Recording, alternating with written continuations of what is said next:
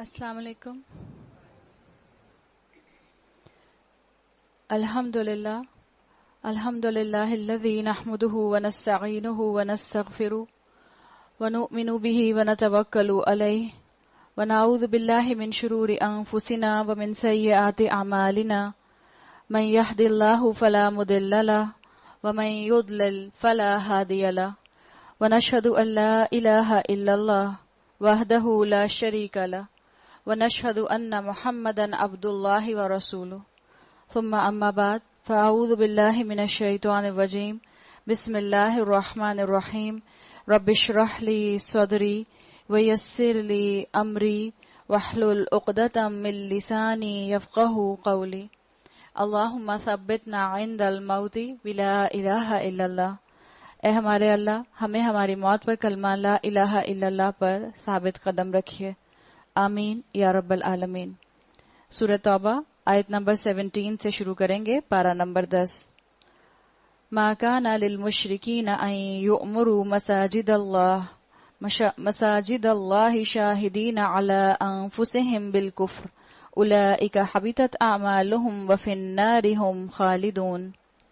مشرکین کا یہ کام نہیں ہے کہ وہ اللہ کی مسجدوں کے مجاور یعنی خادم بنے، درحالہ کہ اپنے اوپر وہ خود کفر کی شہادت دے رہے ہیں. ان کے تو سارے اعمال ضائع ہو گئے اور جہنم میں انہیں ہمیشہ رہنا ہے. ان آیات کے نزول کے وقت، یہ جس وقت آیت نازل ہوئی اس وقت دو گروپس تھے، جن میں سے ایک مشرکین عرب کا تھا جو کعبہ کی صفائی اور ستھرائی کرتا تھا، اور دوسرا گروپ جو تھا وہ مسلمانوں کا تھا جو اللہ کی خاطر اللہ کی راہ میں قربانی دینے کے لیے تیار رہتا تھا. مسلمانوں کو کفار پر فوقیت دی گئی، اور آج آپ دیکھیں کہ آج اللہ کی رحمت سے الحمدللہ یہ دونوں گروپس مرج ہو گئے ہیں اور دونوں گروپس مسلمانوں کے اندر ہی ہیں. اللہ کی مسجدوں کے آباد کار یعنی مجاور تو وہی لوگ ہو سکتے ہیں جو اللہ اور روز آخر کو مانیں، نماز قائم کریں، زکوٰۃ دیں اور اللہ کے سوا کسی سے نہ ڈریں. اللہ نے کہا ہے کہ اللہ کے سوا کسی سے نہ ڈریں، اور آپ اور میں کس سے ڈرتے ہیں؟ ہم خاندانوں سے ڈرتے ہیں، ہم اپنے رشتہ داروں کی ناراضگی سے ڈرتے ہیں، ہم اپنی اولاد کے خاموش ہو جانے سے ڈرتے ہیں کہ اگر ہم نے ان کی بات نہ مانی تو شاید ہم سے بات کرنا، ہم سے ملنا چھوڑ دیں گے اگر شادی شدہ ہیں. ہم مسلمانوں کی شرمندگی کا آج یہ عالم ہے. انہیں سے یہ توقع ہے کہ سیدھی راہ چلیں گے. کیا تم لوگوں نے حاجیوں کو پانی پلانے اور مسجد حرام کی مجاوری کرنے کو اس شخص کے کام کے برابر ٹھہرا لیا ہے جو ایمان لایا اللہ پر اور روز آخر پر، اور جس نے جان فشانی کی اللہ کی راہ میں؟ اشارہ کر دیا گیا ان دو گروہوں کی طرف کہ اللہ نے مسلمانوں کو فوقیت دی. اللہ کے نزدیک تو یہ دونوں برابر نہیں ہیں، اور اللہ ظالموں کی رہنمائی نہیں کرتا. اللہ کے ہاں تو انہی لوگوں کا درجہ بڑا ہے بس جو ایمان لائے. اور اس کے بعد کیا کرتے رہے؟ تسبیح پڑھتے رہے، بیٹھ کر اللہ اللہ کرتے رہے، نوافل پڑھتے رہے، یا اس کے آگے کچھ اور بھی کیا انہوں نے؟ آگے کے 2 سٹیپس اور بھی کیا انہوں نے. پہلا سٹیپ تھا الذین آمنوا، وہ لوگ جو ایمان لائے، وہاجروا، اور جنہوں نے گھر بار چھوڑے. ایمان لانے کے بعد انہوں نے جہاد کیا. ایک اہم ڈیمانڈ ہوتی ہے ایمان کا دعویٰ کرنے کے بعد کہ اب تم جہاد کرو، اور جہاد کے لیولز ہمارے ذہن میں رہیں کہ سب سے پہلا جہاد وہ ہے جو ہم اپنے نفس کے ساتھ کرتے ہیں. اس کے بعد آپ کا جہاد کا دائرہ جو ہے وہ آگے بڑھتا جاتا ہے آپ کے رشتہ داروں کے ساتھ، آپ کے معاشرے کے ساتھ، اور ہوتے ہوتے الٹیمیٹلی یہ قتال تک پہنچ جاتا ہے.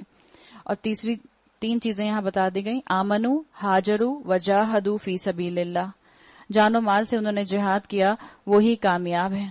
اللہ تعالیٰ نے کہہ دیا کہ جو ایمان لایا اور جس نے جہاد کیا، جس نے عمل کے لیے تیزی دکھائی اس نے جہاد کیا، جس نے شریعت کو عمل میں لانے کے لیے کوئی نہ کوئی اپنی قربانی دی اس نے جہاد کیا، اس کی طرف اشارہ ہے. آج اگر میں اور آپ اپنے خاندانوں کے اندر سنتوں کو زندہ کرنے کے لیے کھڑے ہو جاتے ہیں تو وہ جہاد ہے. ان کا رب انہیں اپنی رحمت اور خوشنودی اور ایسی جنتوں کی بشارت دیتا ہے جہاں ان کے لیے پائیدار عیش کے سامان ہیں، ان میں وہ ہمیشہ رہیں گے. یقیناً اللہ کے پاس خدمات کا صلہ دینے کو بہت کچھ ہے. اللہ تعالیٰ نے بتا دیا خالی گھر بیٹھ کر تم جو ہو جنت نہیں کما سکتے. آپ صلی اللہ علیہ وسلم کی حدیث کا مفہوم آتا ہے، آپ نے فرمایا اللہ نے نفس کو ناپسند آنے والی چیزوں سے جنت کو گھیر دیا ہے، اور اللہ نے نفس کو پسند آنے والی چیزوں سے جہنم کو گھیر دیا ہے. تو اب مجھے اور آپ کو اگر زندگی میں کبھی کبھی کچھ کام ایسے کرنے پڑیں جو ہماری خواہش کے مخالف ہوں لیکن شریعت کا حکم ہو، تو سمجھ لیں انشاءاللہ کہ آپ اس فینس کو کراس کر کے جنت تک پہنچ سکتے ہیں. اور دین جو ہے وہ سٹیٹک تصور نہیں دیتا ہے. دین جو ہے دین کا تصور ڈائنامزم کی طرف ہے، دین کے اندر حرکت ہے، ایمان لے آؤ، دعویٰ کر لیا، اب عمل کے اندر اس کو نظر آئے، تمہاری زندگی میں جد و جہد نظر آنی چاہیے، ایک جہادی تصور۔ جہادی تصور سے ہمارے ذہن میں فوراً ISI یا TTP یا ہو سکتا ہے طالبان آنے لگ جائیں، حالانکہ جہادی تصور کا مطلب کیا ہے؟ ادھر اللہ کا کلام سنا، ادھر عمل میں اس کو لانے کے لیے کوششیں شروع کر دیں۔ اے لوگوں جو ایمان لائے ہو، اب یہ دیکھیں بہت امپورٹنٹ آیت ہے، اللہ تعالیٰ نے جہادی تصور کو اور واضح کر دیا کہ مسلمان کی زندگی کیسی ہوتی ہے، کیسے اس کی زندگیوں میں جہاد نظر آتا ہے۔ اللہ نے کہا قل، آپ صلی اللہ علیہ وسلم سے کہا گیا ان سے کہہ دیجئے، ان کان آباؤکم و ابناؤکم و اخوانکم و ازواجکم و عشیرتکم و اموال اقترفتموها و تجارت تخشون کسادها و مساکن تردونها احب الیکم من اللہ ورسولہ وجہاد فی سبیلہ فتربصوا حتی یأتی اللہ بامرہ واللہ لا یہدی القوم الفاسقین۔ اے لوگو جو ایمان لائے ہو، اللہ ایمان لانے والوں سے کہہ رہا ہے، ایڈریس کو یاد رکھیے گا تاکہ آگے آنے والے الفاظ آپ کو یاد دلائیں کہ اس آیت کی کتنی اہمیت ہے۔ اے لوگو جو ایمان لائے ہو، 5 محبتیں گنوا دی گئیں۔ ایک، اپنے باپوں، دوسری، اپنے بھائیوں کو اپنا رفیق نہ بناؤ اگر وہ ایمان پر کفر کو ترجیح دیں، اور تم میں سے جو ان کو رفیق بنائیں گے وہی ظالم ہوں گے۔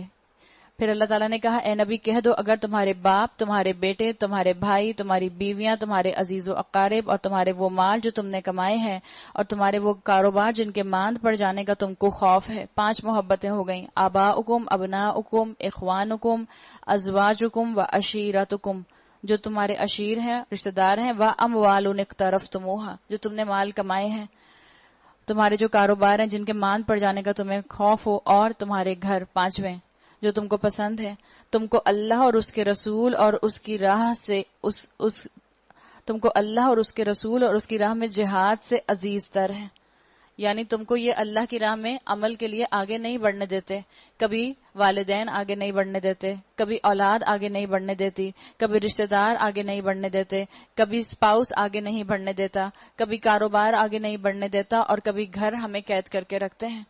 اس کا مطلب ہے اگر اللہ کی طرف سے پکار آ رہی ہو اور آپ اور میں اپنے اپنے گھروں کے اندر انہی رشتوں کے اندر انہی محبتوں میں ڈوب کر رہ جائیں تو میں نے اور آپ نے اللہ کے مقابلے میں ان کو پرائرٹی دی، اور اللہ تعالیٰ نے کہا کہ اگر تمہیں یہ اللہ کے راستے میں جہاد کرنے سے زیادہ عزیز ہیں۔ کسی نے کہا کہ ان محبتوں کے ساتھ جو اللہ تعالیٰ نے یہاں گنوائی ہیں یہ انسان کی نیچرل محبتیں ہیں، اللہ تعالیٰ نے خود کہا ہے زین الشہوات، اللہ نے خود اس کو مزین کیا ہے، اور آگے اللہ تعالیٰ نے لسٹ بتا دی کہ کس کس کی محبت اللہ نے مزین کی ہے۔ اللہ نے تمہاری فطرت میں ڈالا ہے، اللہ نے تمہارے اندر ڈالا ہے ان چیزوں کی محبت کو، لیکن ان چیزوں سے محبت ہونی چاہیے، ان چیزوں سے حب ہو، احب نہ ہو، شدید تر نہ ہو جائیں یا اللہ کی محبت کے مقابلے میں۔ اگر کسی کے لیے شدید تر ہو جاتی ہیں تو اللہ نے کیا کہا، تو انتظار کرو یہاں تک کہ اللہ اپنا فیصلہ تمہارے سامنے لے آئے۔ اللہ فاسق لوگوں کی رہنمائی نہیں کیا کرتا۔ یہاں فاسق کس کو کہا گیا؟ یہاں فاسق اس کو کہا گیا جو قرآن کے مقابلے میں اپنی ان محبتوں کو پرائرٹی دیتا ہے، اللہ تعالیٰ نے اس کو فاسق کہا ہے، اور اللہ نے کہہ دیا کہ اللہ فاسقوں کی رہنمائی نہیں کرتا۔ تو مجھے اور آپ کو انشاءاللہ کوشش کیا کرنی ہے کہ ہم اپنی ان نعمتوں سے، ان محبتوں سے وہ سٹرینتھ حاصل کریں جو سٹرینتھ مجھے اور آپ کو اللہ کے راستے میں دوڑنے پر مجبور کر دے، ہمت دے دے، جو مجھے اور آپ کو اتنی قوت اور توانائی دے دے کہ میں اور آپ ان محبتوں کے ساتھ ان میں رہیں بھی، ان کا حق بھی ادا کریں، اور اللہ کے راستے میں جہاد کرنے کے لیے آگے سے آگے بھی بڑھتے چلے جائیں۔ اللہ تعالیٰ نے بتا دیا کہ یہ جو ہیں یہی مومن ہیں، اور جو ایسا نہ کرے وہ فاسقوں میں شمار ہوگا۔ اللہ اس سے پہلے بہت سے مواقع پر تمہاری مدد کر چکا۔ اب یہ ذکر آ رہا ہے غزوہ حنین کا، غزوہ حنین جو کہ فتح مکہ کے بعد ہوئی تھی شوال کے مہینے میں۔ اللہ اس سے پہلے بہت سے مواقع پر تمہاری مدد کر چکا ہے۔ ابھی غزوہ حنین کے روز اس کی دستگیری کی شان تم دیکھ چکے ہو۔ اس روز تمہیں اپنی کثرت تعداد کا غرہ تھا، مگر وہ تمہارے کچھ کام نہ آئی، اور زمین اپنی وسعت کے باوجود تم پر تنگ ہو گئی اور تم پیٹ پھیر کر بھاگ نکلے۔ پھر اللہ نے اپنی سکینت اپنے رسول صلی اللہ علیہ وسلم اور مومنوں پر نازل فرمائی، اور وہ لشکر اتارے جو تم کو نظر نہ آتے تھے، اور منکرین حق کو سزا دی کہ یہی بدلہ ہے ان لوگوں کے لیے جو حق کا انکار کریں۔ پھر تم یہ بھی دیکھ چکے ہو کہ اس طرح سزا دینے کے بعد اللہ جس کو چاہتا ہے توبہ کی توفیق بھی بخش دیتا ہے۔ اللہ درگزر کرنے والا والرحیم اور رحم فرمانے والا ہے۔ غزوہ حنین جس کا ذکر آتا ہے فتح مکہ کے بعد ہوئی۔ آپ صلی اللہ علیہ وسلم فتح مکہ کے 19 دن کے بعد غزوہ حنین کے لیے نکل گئے تھے۔ ہوا یہ تھا کہ جب فتح مکہ ہو گئی تو قریش اور مدینے کے مسلمان انصار اور مہاجرین کے درمیان میں یہ معرکہ ہوا تھا فتح مکہ والا۔ جو اور مدینہ عرب کے سپربز میں قبائل تھے وہ سارے کے سارے اس میں انوالو نہیں ہوئے تھے۔ ہم جانتے ہیں کہ کوئی بلڈ وار بڑی سی نہیں ہوئی تھی جس کے بعد فتح مکہ ہوا تھا، بلکہ بہت خاموشی سے بغیر خون بہائے مسلمانوں نے فتح مکہ کو کانکر کر لیا تھا۔ تو بہت سے ایسے قبائل تھے جن کی طرف سے ابھی کوئی بھی اللہ کے رسول صلی اللہ علیہ وسلم کو سگنل نہیں ملا تھا کہ یہ کس کے ساتھ ہے۔ تو اللہ کے جب عرب نے یہ دیکھا قبائل نے کہ اللہ کے رسول صلی اللہ علیہ وسلم نے اتنی خاموشی سے مسلمانوں کی جماعت کے ساتھ جو ہے اتنی بڑی مکہ کی سٹیج کو جو ہے وہ فتح کر لیا ہے، اور آپ جانتے ہیں کہ مکہ اس وقت بھی بزنس ہب تھا، وہاں سب کاروبار کرنے کے لیے آیا کرتے تھے، ان کے میلے لگا کرتے تھے، ان کے بتوں کے سیلیبریشنز وہاں پر ہوتے تھے۔ تو جو مکہ کا مذہب تھا وہی باقی عرب کا مذہب بھی تھا، یعنی بت پرستی۔ اب جب مکہ کا مذہب مسلمانوں والا مذہب بننے جا رہا تھا تو اس کا مطلب تھا کہ باقی سب قبائل کو بھی بت پرستی چھوڑ کر ایک اللہ کی عبادت کے انڈر آنا ہوگا۔ زیادہ تر قبیلے جو تھے وہ اللہ کے رسول صلی اللہ علیہ وسلم کے ہاتھ پر آ کر بیعت کر گئے، یا جو جانا چاہتے تھے وہ چلے گئے۔ 2 قبیلوں کے لیے آتا ہے جن کا نام آتا ہے حوازن اور ثقیف، قبیلہ حوازن اور قبیلہ ثقیف۔ یہ دونوں قبیلے جو تھے انہوں نے مسلمانوں کے خلاف جنگ کرنے کا ارادہ کر لیا، اور یہی 2 قبیلے جنگ کرنے کے ارادے سے غزوہ حنین کی اصل میں انیشیٹو لینے کا باعث بنے۔ یہ سب اپنے جانور، اپنا لائف سٹاک، اپنے بچے، بال بچے، بیویاں سب لے کر جنگ کے میدان میں آ گئے تھے کہ ہم مسلمانوں کا یہاں پر جو ہے وہ کام تمام کر دیں گے۔ آپ صلی اللہ علیہ وسلم کو جب خبر ہوئی کہ مسلمانوں کے اوپر حملہ ہونے والا ہے، آپ صلی اللہ علیہ وسلم مکہ سے 12,000 کی فوج کا لشکر لے کر مکہ سے نکلے تھے، اور اس دور میں آپ صلی اللہ علیہ وسلم کا یہ سب سے بڑا لشکر تھا جو اس وقت نکلا تھا۔ 12,000 میں سے 10,000 تو وہ تھے جو کہ آپ صلی اللہ علیہ وسلم کے ساتھ آئے تھے جب فتح مکہ ہوا تھا، اور 2,000 وہ تھے جو مکہ میں نئے مسلمان ہوئے تھے۔ تو یہ 12,000 کا لشکر بہت بڑا مسلمانوں کا لشکر تھا۔ اس کی طرف اشارہ کیا گیا ہے کہ کہیں تمہیں اپنی تعداد پر غرہ نہ ہو جائے، کہیں تم اپنی تعداد پر اترانے نہ لگ جاؤ۔ مسلمان نکلے بہت سنسیئرٹی کے ساتھ تھے، اور مسلمان بدر میں بھی سنسیئرٹی سے نکلے تھے، احد میں بھی سنسیئرٹی سے نکلے تھے۔ ہم جانتے ہیں بدر میں ان کو شاندار کامیابی نصیب ہوئی تھی، احد میں اللہ تعالیٰ نے ان کو ایک سبق سکھایا تھا ان کی ڈسپلن کی کمی کی وجہ سے۔ اللہ تعالیٰ نے یہاں پر بھی ان کو یہ بتانا چاہا کہ تم توکل اپنے اسباب پر نہ کرو، ریسورسز پر نہ کرو، تعداد پر نہ کرو، بلکہ توکل اللہ کی ذات پر کرو۔ اے لوگو جو ایمان لائے ہو، مشرکین ناپاک ہیں، بتا دیا گیا، اللہ تعالیٰ نے صاف کہہ دیا۔ اب یہ آپ اور میں نہیں کہہ رہے کہ مشرکین ناپاک ہیں، کون کہہ رہا ہے؟ اللہ کہہ رہے ہیں انما المشرکون نجس۔ اعلان برات یہ ہے، اس کو کہتے ہیں اعلان برات، کہ اللہ تعالیٰ نے برات کا اعلان کر دیا، بیزاری کا اعلان کر دیا کہ اب بھی جو ایمان نہ لائیں اس کا مطلب ہے وہ نجس ہیں، وہ ناپاک ہیں۔ اللہ نے کلیئر کر دیا۔ اللہ بادشاہ ہے، اللہ کو اپنی اوپینین بتاتے ہوئے کسی قسم کی امبیرسمنٹ نہیں ہوتی کہ لوگوں کو برا لگ جائے گا اگر میں نے یہ کہہ دیا، لوگ برا منا جائیں گے اگر میں نے یہ کہہ دیا۔ اور ہم کیا کرتے ہیں؟ ہم لوگوں کے چہرے دیکھتے رہتے ہیں۔ ایون آپ مسجد میں اگر نماز پڑھنے بھی جا رہی ہوں اور آپ کے سامنے کھڑی ہوئی خواتین جو ہیں ان کے درمیان میں بہت زیادہ گیپ ہوتا ہے، ہم 25 دفعہ سوچتے ہیں کہتے ہوئے کہ بھائی آپ سے کہہ دوں کہ ان کے درمیان میں گیپ ہے، کسی اور کو ایڈجسٹ کر لیں۔ ہمارے اندر 10 دفعہ خیال آئے گا کہوں نہ کہوں، کہوں نہ کہوں، کہوں نہ کہوں۔ کیوں؟ اس لیے کہ ہم لوگوں کی اوپینین کے بارے میں بڑے کانشیس ہوتے ہیں، ہمیں فکر ہوتی ہے کہ کہیں ہمیں کوئی برا نہ سمجھنے لگ جائے۔ جیسے ہی ہم کل کو مسجد میں داخل ہوں گے لوگ کہیں گے لو آ گئی ملا نہیں، سب کو حکم دینے والی۔ تو ہم لوگوں کے چہرے دیکھتے ہیں، اللہ کو ضرورت نہیں ہے۔ اللہ تعالیٰ نے کلیئر کر دیا کہ مشرکین ناپاک ہیں، اور مشرکین ناپاک فزیکلی ناپاکی کا ذکر نہیں ہے، آئیڈیولوجیکل ناپاکی کا ذکر ہے، اس لیے ان کو روک دیا گیا کہ اب وہ جو ہے حرم کا رخ نہیں کریں گے۔ یہ بات واضح کر دی گئی۔ قرآن کو اگر آپ اور میں اللہ کی نظر سے دیکھنا شروع کریں گے تو آپ اور میں لوگوں کی حقیقتوں کو بھی بہت جلدی پہچان جائیں گے، اور آپ اور میں جان جائیں گے کہ ہم نے لوگوں کے ساتھ کیسے معاملات کرنے ہیں. لہٰذا اس سال کے بعد یہ مسجد حرام کے قریب نہ پھٹکنے پائیں. اور اگر تمہیں تنگ دستی کا خوف ہے تو بعید نہیں کہ اللہ چاہے تو تمہیں اپنے فضل سے غنی کر دے. اللہ علیم اور حکیم ہے. جنگ کرو اہل کتاب میں سے ان لوگوں کے خلاف جو اللہ اور روز آخر پر ایمان نہیں لاتے. جو کچھ اللہ اور اس کے رسول نے حرام قرار دیا ہے اسے حرام نہیں کرتے، دین حق کو اپنا دین نہیں بناتے. ان سے لڑو یہاں تک کہ وہ اپنے ہاتھ سے جزیہ دیں اور چھوٹے بن کر رہیں. جو فی سبیل اللہ کام نہیں کرنا چاہتا آپ بتائیں اس کو آپ کیسے ہیڈ آف دا اسٹیٹ بنا سکتے ہیں. آج یہ حکم پڑھ لیجئے، سورہ توبہ کے اندر موجود ہے. جو اللہ اور اللہ کے رسول کی پیروی اختیار نہ کرے، جو اللہ اور اللہ کے رسول پر ایمان نہ لائے، روز آخر پر ایمان نہ لائے، جو کچھ اللہ اور رسول نے حرام قرار دیا ہے اس کو حرام نہ کرے اور دین حق کو اپنا دین نہیں بناتے، ان سے لڑو. ہم کس سے لڑیں گے بتائیں؟ اپنے ہی مسلمان پولیٹیشین سے لڑیں گے؟ اپنے ہی مسلمان بیوروکریٹ سے لڑیں گے؟ اپنے ہی مسلمان پروفیشنل سے لڑیں گے؟ کس سے لڑیں گے؟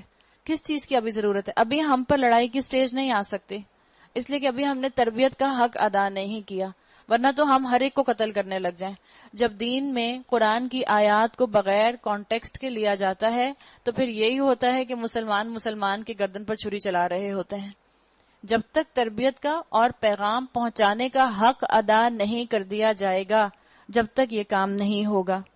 یہودی کہتے ہیں، اب ان کے عقائد کا ذکر آ رہا ہے، یہودی کہتے ہیں کہ عزیر اللہ کا بیٹا ہے، عیسائی کہتے ہیں مسیح اللہ کا بیٹا ہے. یہ بے حقیقت باتیں ہیں جو اپنی زبانوں سے نکالتے ہیں ان لوگوں کی دیکھا دیکھی جو ان سے پہلے کفر میں مبتلا ہوئے تھے.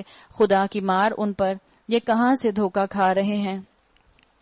انہوں نے اپنے علماء اور درویشوں کو اللہ کے سوا اپنا رب بنا لیا.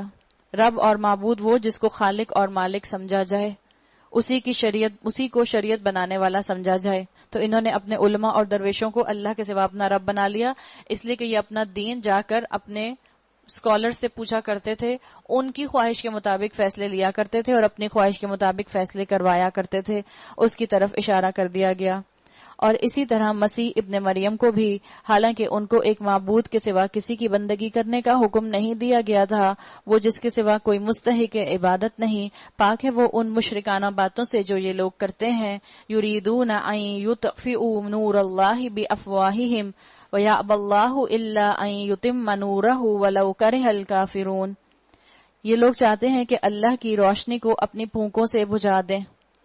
کیا مطلب؟ کیا کہنے کا مطلب ہے؟ منہ کی پھونکوں سے مراد کیا ہے؟ پروپیگنڈا. اپنی زبانوں سے جو پروپیگنڈا کیا جاتا ہے اسلام کے خلاف، اس کی طرف اشارہ کیا گیا ہے کہ لوگ سمجھتے ہیں کہ اسلام کے خلاف پروپیگنڈا کر کے اسلام کو بدنام کر دیں گے. ایسا ممکن نہیں ہے. لوگ تو یہ کرنے کی کوشش کرتے ہیں، مگر اللہ اپنی روشنی کو مکمل کیے بغیر ماننے والا نہیں ہے، خواہ کافروں کو یہ کتنا ہی ناگوار کیوں نہ ہو. اللہ نے تو کہہ دیا ہے کہ الٹیمیٹلی اس دنیا کے اوپر قیامت سے پہلے اللہ کا دین نافذ ہوگا، قائم ہوگا. اب اللہ یہ دیکھے گا کہ کس نے کتنا اپنا حصہ ڈال دیا. آپ کی اور میری گواہی نوٹ کی جائے گی. آپ اور میں چاہے اس دین کو نافذ ہوتے ہوئے دیکھیں چاہے نہ دیکھیں، کوشش کرنا آپ کا اور میرا کام ہے. اور یاد رکھیں اللہ کا وعدہ ہمارے ساتھ ہے. نور، اللہ تعالیٰ نے یہاں پر جو کہا وہ نور کہا قرآن کو. اللہ قرآن کی امپلیمنٹیشن کو ضرور مکمل کرے گا، اپنی شریعت کو ضرور مکمل کرے گا. وہ اللہ ہی ہے جس نے اپنے رسول کو ہدایت اور دین حق کے ساتھ بھیجا ہے تاکہ اسے پوری جنس پر غالب کر دے. آپ صلی اللہ علیہ وسلم کا لایا ہوا دین بھی جو تھا اور جو شریعت آپ نے مدینہ میں نافذ کی تھی وہ آپ صلی اللہ علیہ وسلم کے 30 سال بعد تک نافذ رہی. یہ اس بات کی نشانی ہے کہ جو لوگ کہتے ہیں کہ نہیں وہ صرف رسول اللہ صلی اللہ علیہ وسلم کے اوپر خاص رحمت تھی کہ شریعت کو پراپر ایز اٹ از نافذ کر دیا گیا، وہ خاص آپ صلی اللہ علیہ وسلم کا دور تھا کہ جس کے ذریعے سے آپ صلی اللہ علیہ وسلم نے ساری اسلامی سزاؤں کو نافذ کر دیا. آج تو ایسا نہیں ہو سکتا. ان کے لیے سوچنے کا مقام یہ ہے کہ آپ کے انتقال کے 30 سال بعد تک جو تھی وہ شریعت نافذ رہی تھی. 30 سال. اور یہ 30 سال جو ہیں، اگر آپ اس کے اوپر بحث کرنے والے بحث کریں کہ بس 30 سال قائم رہی تھی، 30 سال کی کیا ویلیو ہے، تو آپ سوچیں کہ وہ جو رائٹ بردرز تھے جن کی پہلی فلائٹ تھی وہ کتنے منٹ کی تھی؟ 6 منٹس کی. اب وہ 6 منٹس کی فلائٹ دیکھنے کے بعد باقی لوگ ازیوم کرنے لگتے لو ممکن ہی نہیں ہے کہ آپ 18 گھنٹے جو ہے جہاز کو آسمان پر اڑاتے رہیں، 8 گھنٹے جہاز کو آسمان پر اڑاتے رہیں. وہ تو صرف 6 منٹ اڑا کے فارغ ہو گئے. نہیں، وہ تو ماڈل تھا، وہ تو ایک انیشیل سٹیپ تھا جس کو کر کے دکھا دیا گیا. اب جب دین نافذ ہوگا تو انشاءاللہ اپنی پوری آب و تاب کے ساتھ چمکے گا. تم اپنا حصہ ڈالنے والے بن جاؤ. نبی کی ذمہ داری جو تھی وہ انہوں نے ادا کر دی. اب تمہیں اپنی ذمہ داری ادا کرنی ہے. اور یاد رکھو قرآن کا وہی ورژن آج بھی امپلیمنٹ ہوگا جو 1450 سال پہلے رسول اللہ صلی اللہ علیہ وسلم نے امپلیمنٹ کیا تھا. قرآن کا کوئی ریوائزڈ ورژن نہیں ہے. یہی قرآن ہے، یہی مکمل دین ہے. اللہ تو اسے پوری جن سے دین پر غالب کر دے گا، خواہ مشرکوں کو یہ کتنا ہی ناگوار ہو.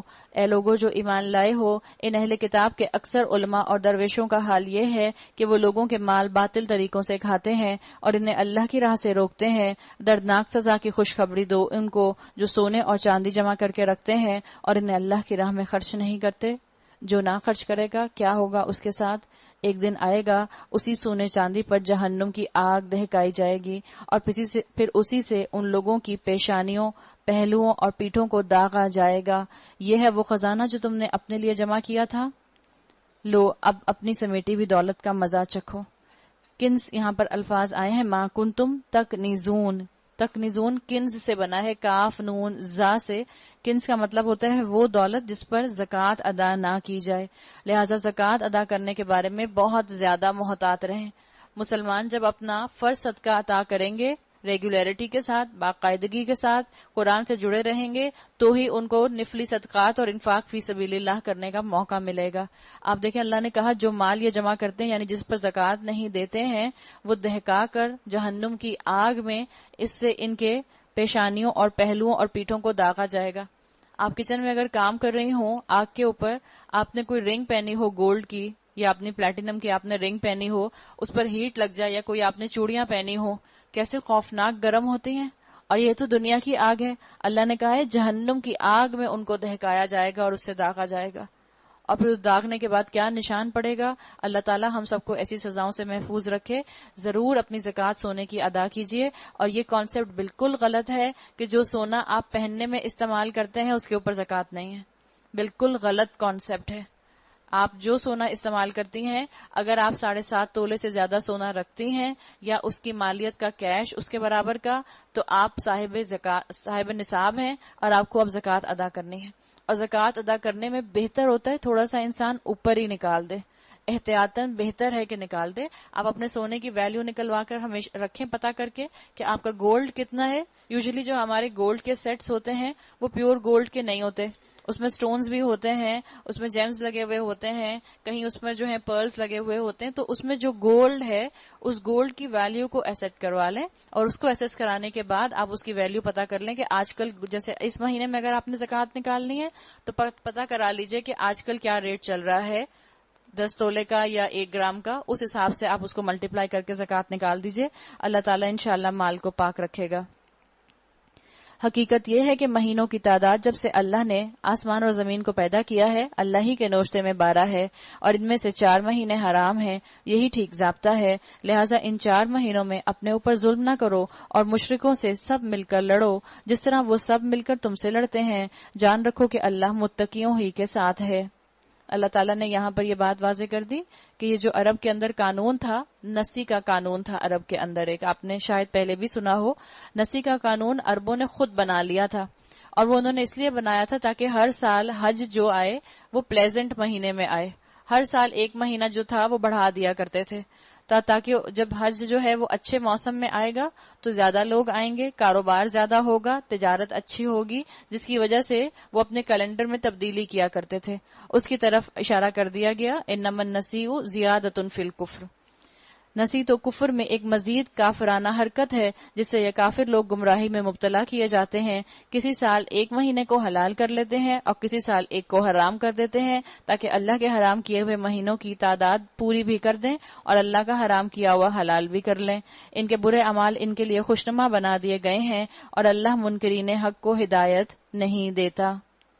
یا ایھا الذین آمنوا، اے لوگو جو ایمان لائے ہو، ما لکم اذا قیل لکم انفروا فی سبیل اللہ اذ ثاقلتم الی الارض ارضیتم بالحیاۃ الدنیا من الآخرہ. یہاں پر غزوہ تبوک کا ذکر آ رہا ہے. اے لوگو جو ایمان لائے ہو، تمہیں کیا ہو گیا ہے جب تم سے اللہ کی راہ میں نکلنے کا کہا گیا تم زمین سے چپک کر رہ گئے، یعنی زمینی خواہشات کے ساتھ ہی تم جو ہو اٹیچ رہ گئے. گھر اکیلا رہ جائے گا، بچے اکیلے رہ جائیں گے، فصل تیار کھڑی ہے، گرمی کا موسم ہے، اس وقت تو آرام کرنے کے دن ہیں، یہی ساری خواہشات. رومن لیجنڈز کے ساتھ جو تھا وہ جنگ ہو رہا تھا. اور تو تبوک کی جو جنگ ہوئی تھی وہ پہلی جنگ تھی جو مسلمانوں نے عرب کے پیننسیولا سے باہر نکل کر لڑی تھی، باہر جا کر لڑی تھی. کیا تم نے آخرت کے مقابلے میں دنیا کی زندگی کو پسند کر لیا ہے؟ ایسا ہے تو تمہیں معلوم ہو کہ دنیا کی زندگی کا یہ سب سر و سامان آخرت میں بہت تھوڑا نکلے گا. یعنی جو جہاد کو نہیں نکلتے ان کے گھر، ان کا مال، ان کی اولاد ہی ان کے لیے عذاب بن جاتے ہیں. ہم سمجھتے ہیں ہم اسلام پر عمل کریں گے تو زندگیاں تنگ ہو جائیں گی، حالانکہ حقیقت اللہ تعالیٰ یہ بتاتا ہے کہ اگر تم اسلام کے اگینسٹ لائف سٹائل رکھو گے، اسلام کو اپنی زندگی میں شامل نہیں کرو گے، تو تمہاری زندگیاں تمہارے لیے عذاب ہو جائیں گی. یہ غزوہ تبوک وہ موقع تھا جس کے اوپر ہر عاقل اور بالغ کو جنگ کے لیے نکلنے کا کہہ دیا گیا تھا. ہر عاقل اور بالغ کے لیے، مرد کے لیے جنگ جو تھی وہ فرض عین تھی، اس لیے کہ رومن لیجنڈز بہت بڑی فوج کے ساتھ مسلمانوں کا مقابلہ ہونے جا رہا تھا. تم نہ اٹھو گے تو اللہ تمہیں دردناک سزا دے گا اور تمہاری جگہ کسی اور گروہ کو اٹھائے گا، اور تم خدا کا کچھ بھی نہ بگاڑ سکو گے، وہ ہر چیز پر قدرت رکھتا ہے. تم نے اگر نبی صلی اللہ علیہ وسلم کی مدد نہ کی تو کچھ پرواہ نہیں، اللہ اس کی مدد اس وقت کر چکا ہے جب کافروں نے اسے نکال دیا تھا. یعنی آپ صلی اللہ علیہ وسلم کی ہجرت کی طرف اشارہ ہے، جب آپ نے مکہ سے مدینہ کی طرف ہجرت کی. آپ کی خواہش نہیں تھی، لیکن حالات مکہ میں عرب نے ایسے کر دیے تھے، قریش مکہ نے ایسے کر دیے تھے کہ آپ کو مکہ چھوڑ کر جانا پڑا. اس کی طرف اشارہ کیا گیا. جب وہ صرف 2 مئی کا دوسرا تھا، جب وہ دونوں غار میں تھے، غار ثور میں جب آپ صلی اللہ علیہ وسلم تھے اور آپ کے ساتھ تھے حضرت ابو بکر صدیق رضی اللہ عنہ، جب وہ اپنے ساتھی سے کہہ رہا تھا لا تحزن، تم غم نہ کرو، ان اللہ معنا، اللہ ہمارے ساتھ ہے. یہاں انہوں نے واضح کر دیا کہ گھبراؤ نہیں. حضرت ابو بکر گھبرا رہے تھے. آپ کو وہ واقعہ معلوم ہوگا کہ کفار آپ صلی اللہ علیہ وسلم کو ڈھونڈتے ڈھونڈتے غار کے منہ تک آ گئے تھے اور ایسے کھڑے ہوئے تھے غار کے باہر کہ حضرت ابو بکر اور آپ صلی اللہ علیہ وسلم اندر سے ان کے پیر دیکھ رہے تھے. اگر ذرا سا عرب جھک کر دیکھتے، قریش مکہ جھک کر دیکھتے تو ان کو آپ صلی اللہ علیہ وسلم حضرت ابو بکر نظر آ جاتے.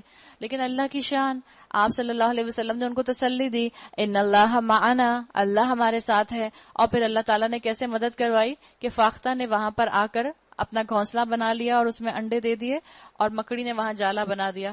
تو قریش نے یہ سوچا کہ جہاں گھونسلہ بنا ہے اور جہاں مکڑی کا جالا بنا ہوا ہے، اس کا مطلب ہے یہاں کافی عرصے سے کوئی داخل نہیں ہوا. اللہ مدد کرنا چاہے تو آپ کی مدد اتنی حقیر مخلوق سے بھی کر سکتا ہے. کیا ویلیو ہے اسپائڈر کی جس کو ہم ایک اپنے پاؤں سے مسل دیتے ہیں یا اسپرے کر کر کے بیچارے کی جان ہلکان ہی کر دیتے ہیں.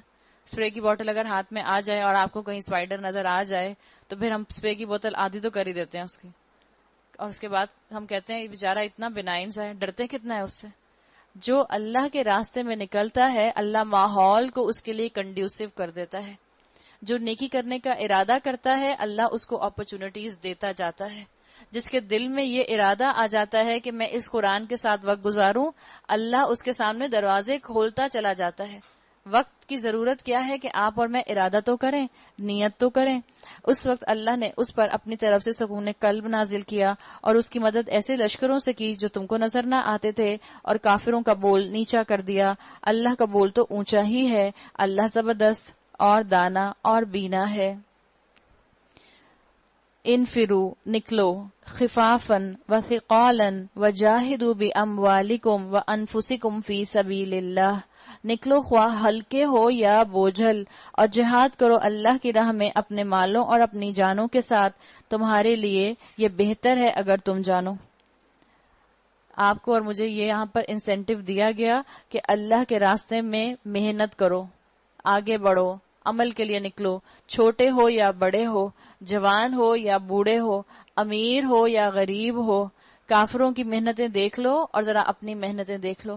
کافر مسلمانوں کو نیچا دکھانے کے لیے کتنی محنتیں کرتے ہیں، اور ہم مسلمان ہمارا سونا تو دیکھیں، ایسے سوتے ہیں کہ پورا استبل بیچ کے سو رہے ہیں، ایسے غافل ہو کر سوتے ہیں.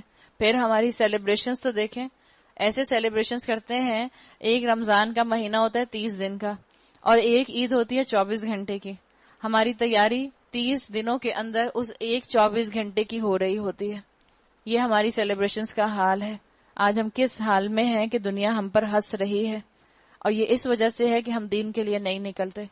کسی نے کہا کہ آج مسلمانوں کا دین کے لیے ایفرٹ نہ لگانا، دین کو سربلند کرنے کے لیے لوگوں کے اندر دین کا علم عام نہ کرنا، اپنے آپ کو دین کے علم سے بہرہ بر نہ کرنا، یہ کرمنل نیگلیکٹ ہے. کرمنل نیگلیکٹ ہے. کافروں کی سازشوں پہ آج آپ اور میں کیا روئیں گے جو ہم مسلمانوں کی بے عملی پر روتے ہیں. تو بتا دیا گیا یہاں پر کہ اللہ کی راہ میں نکلو، چاہے تمہارے کیسے ہی حالات کیوں نہ ہو. حضرت علی نے کہا ہم اپنے گھروں سے کیوں نہیں نکلتے؟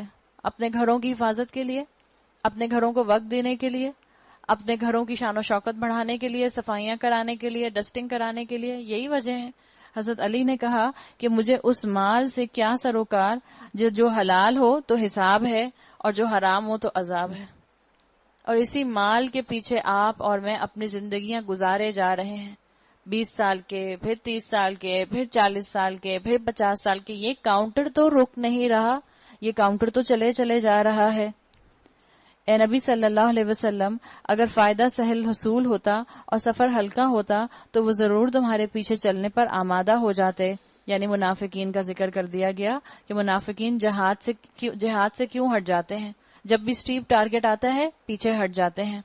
کسی نے کہا کہ یہ جو ہدایت کا صراط مستقیم ہے، جس کو ہم سمجھتے ہیں کہ جو بالکل سیدھی سڑک ہے، ہمارے ذہن میں کیا آتا ہے صراط مستقیم سے؟ ایک بڑی سی ہائی وے جس کی دونوں طرف لائٹس لگی ہوئی ہیں، بڑی بڑی اسٹریٹ لائٹس لگی ہوئی ہیں. ذہن میں تو صراط مستقیم، اور ہم ترجمہ بھی یہی پڑھتے ہیں، اللہ ہمیں سیدھا راستہ دکھا.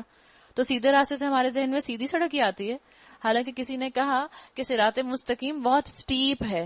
سٹیپ کا مطلب اونچائی پر جا رہی ہے، جس کے اوپر جو ایک دفعہ چلنا شروع کر دیتا ہے اب اس کے پاس ایک ہی چوائس ہے کہ وہ آگے سے آگے بڑھتا چلا جائے.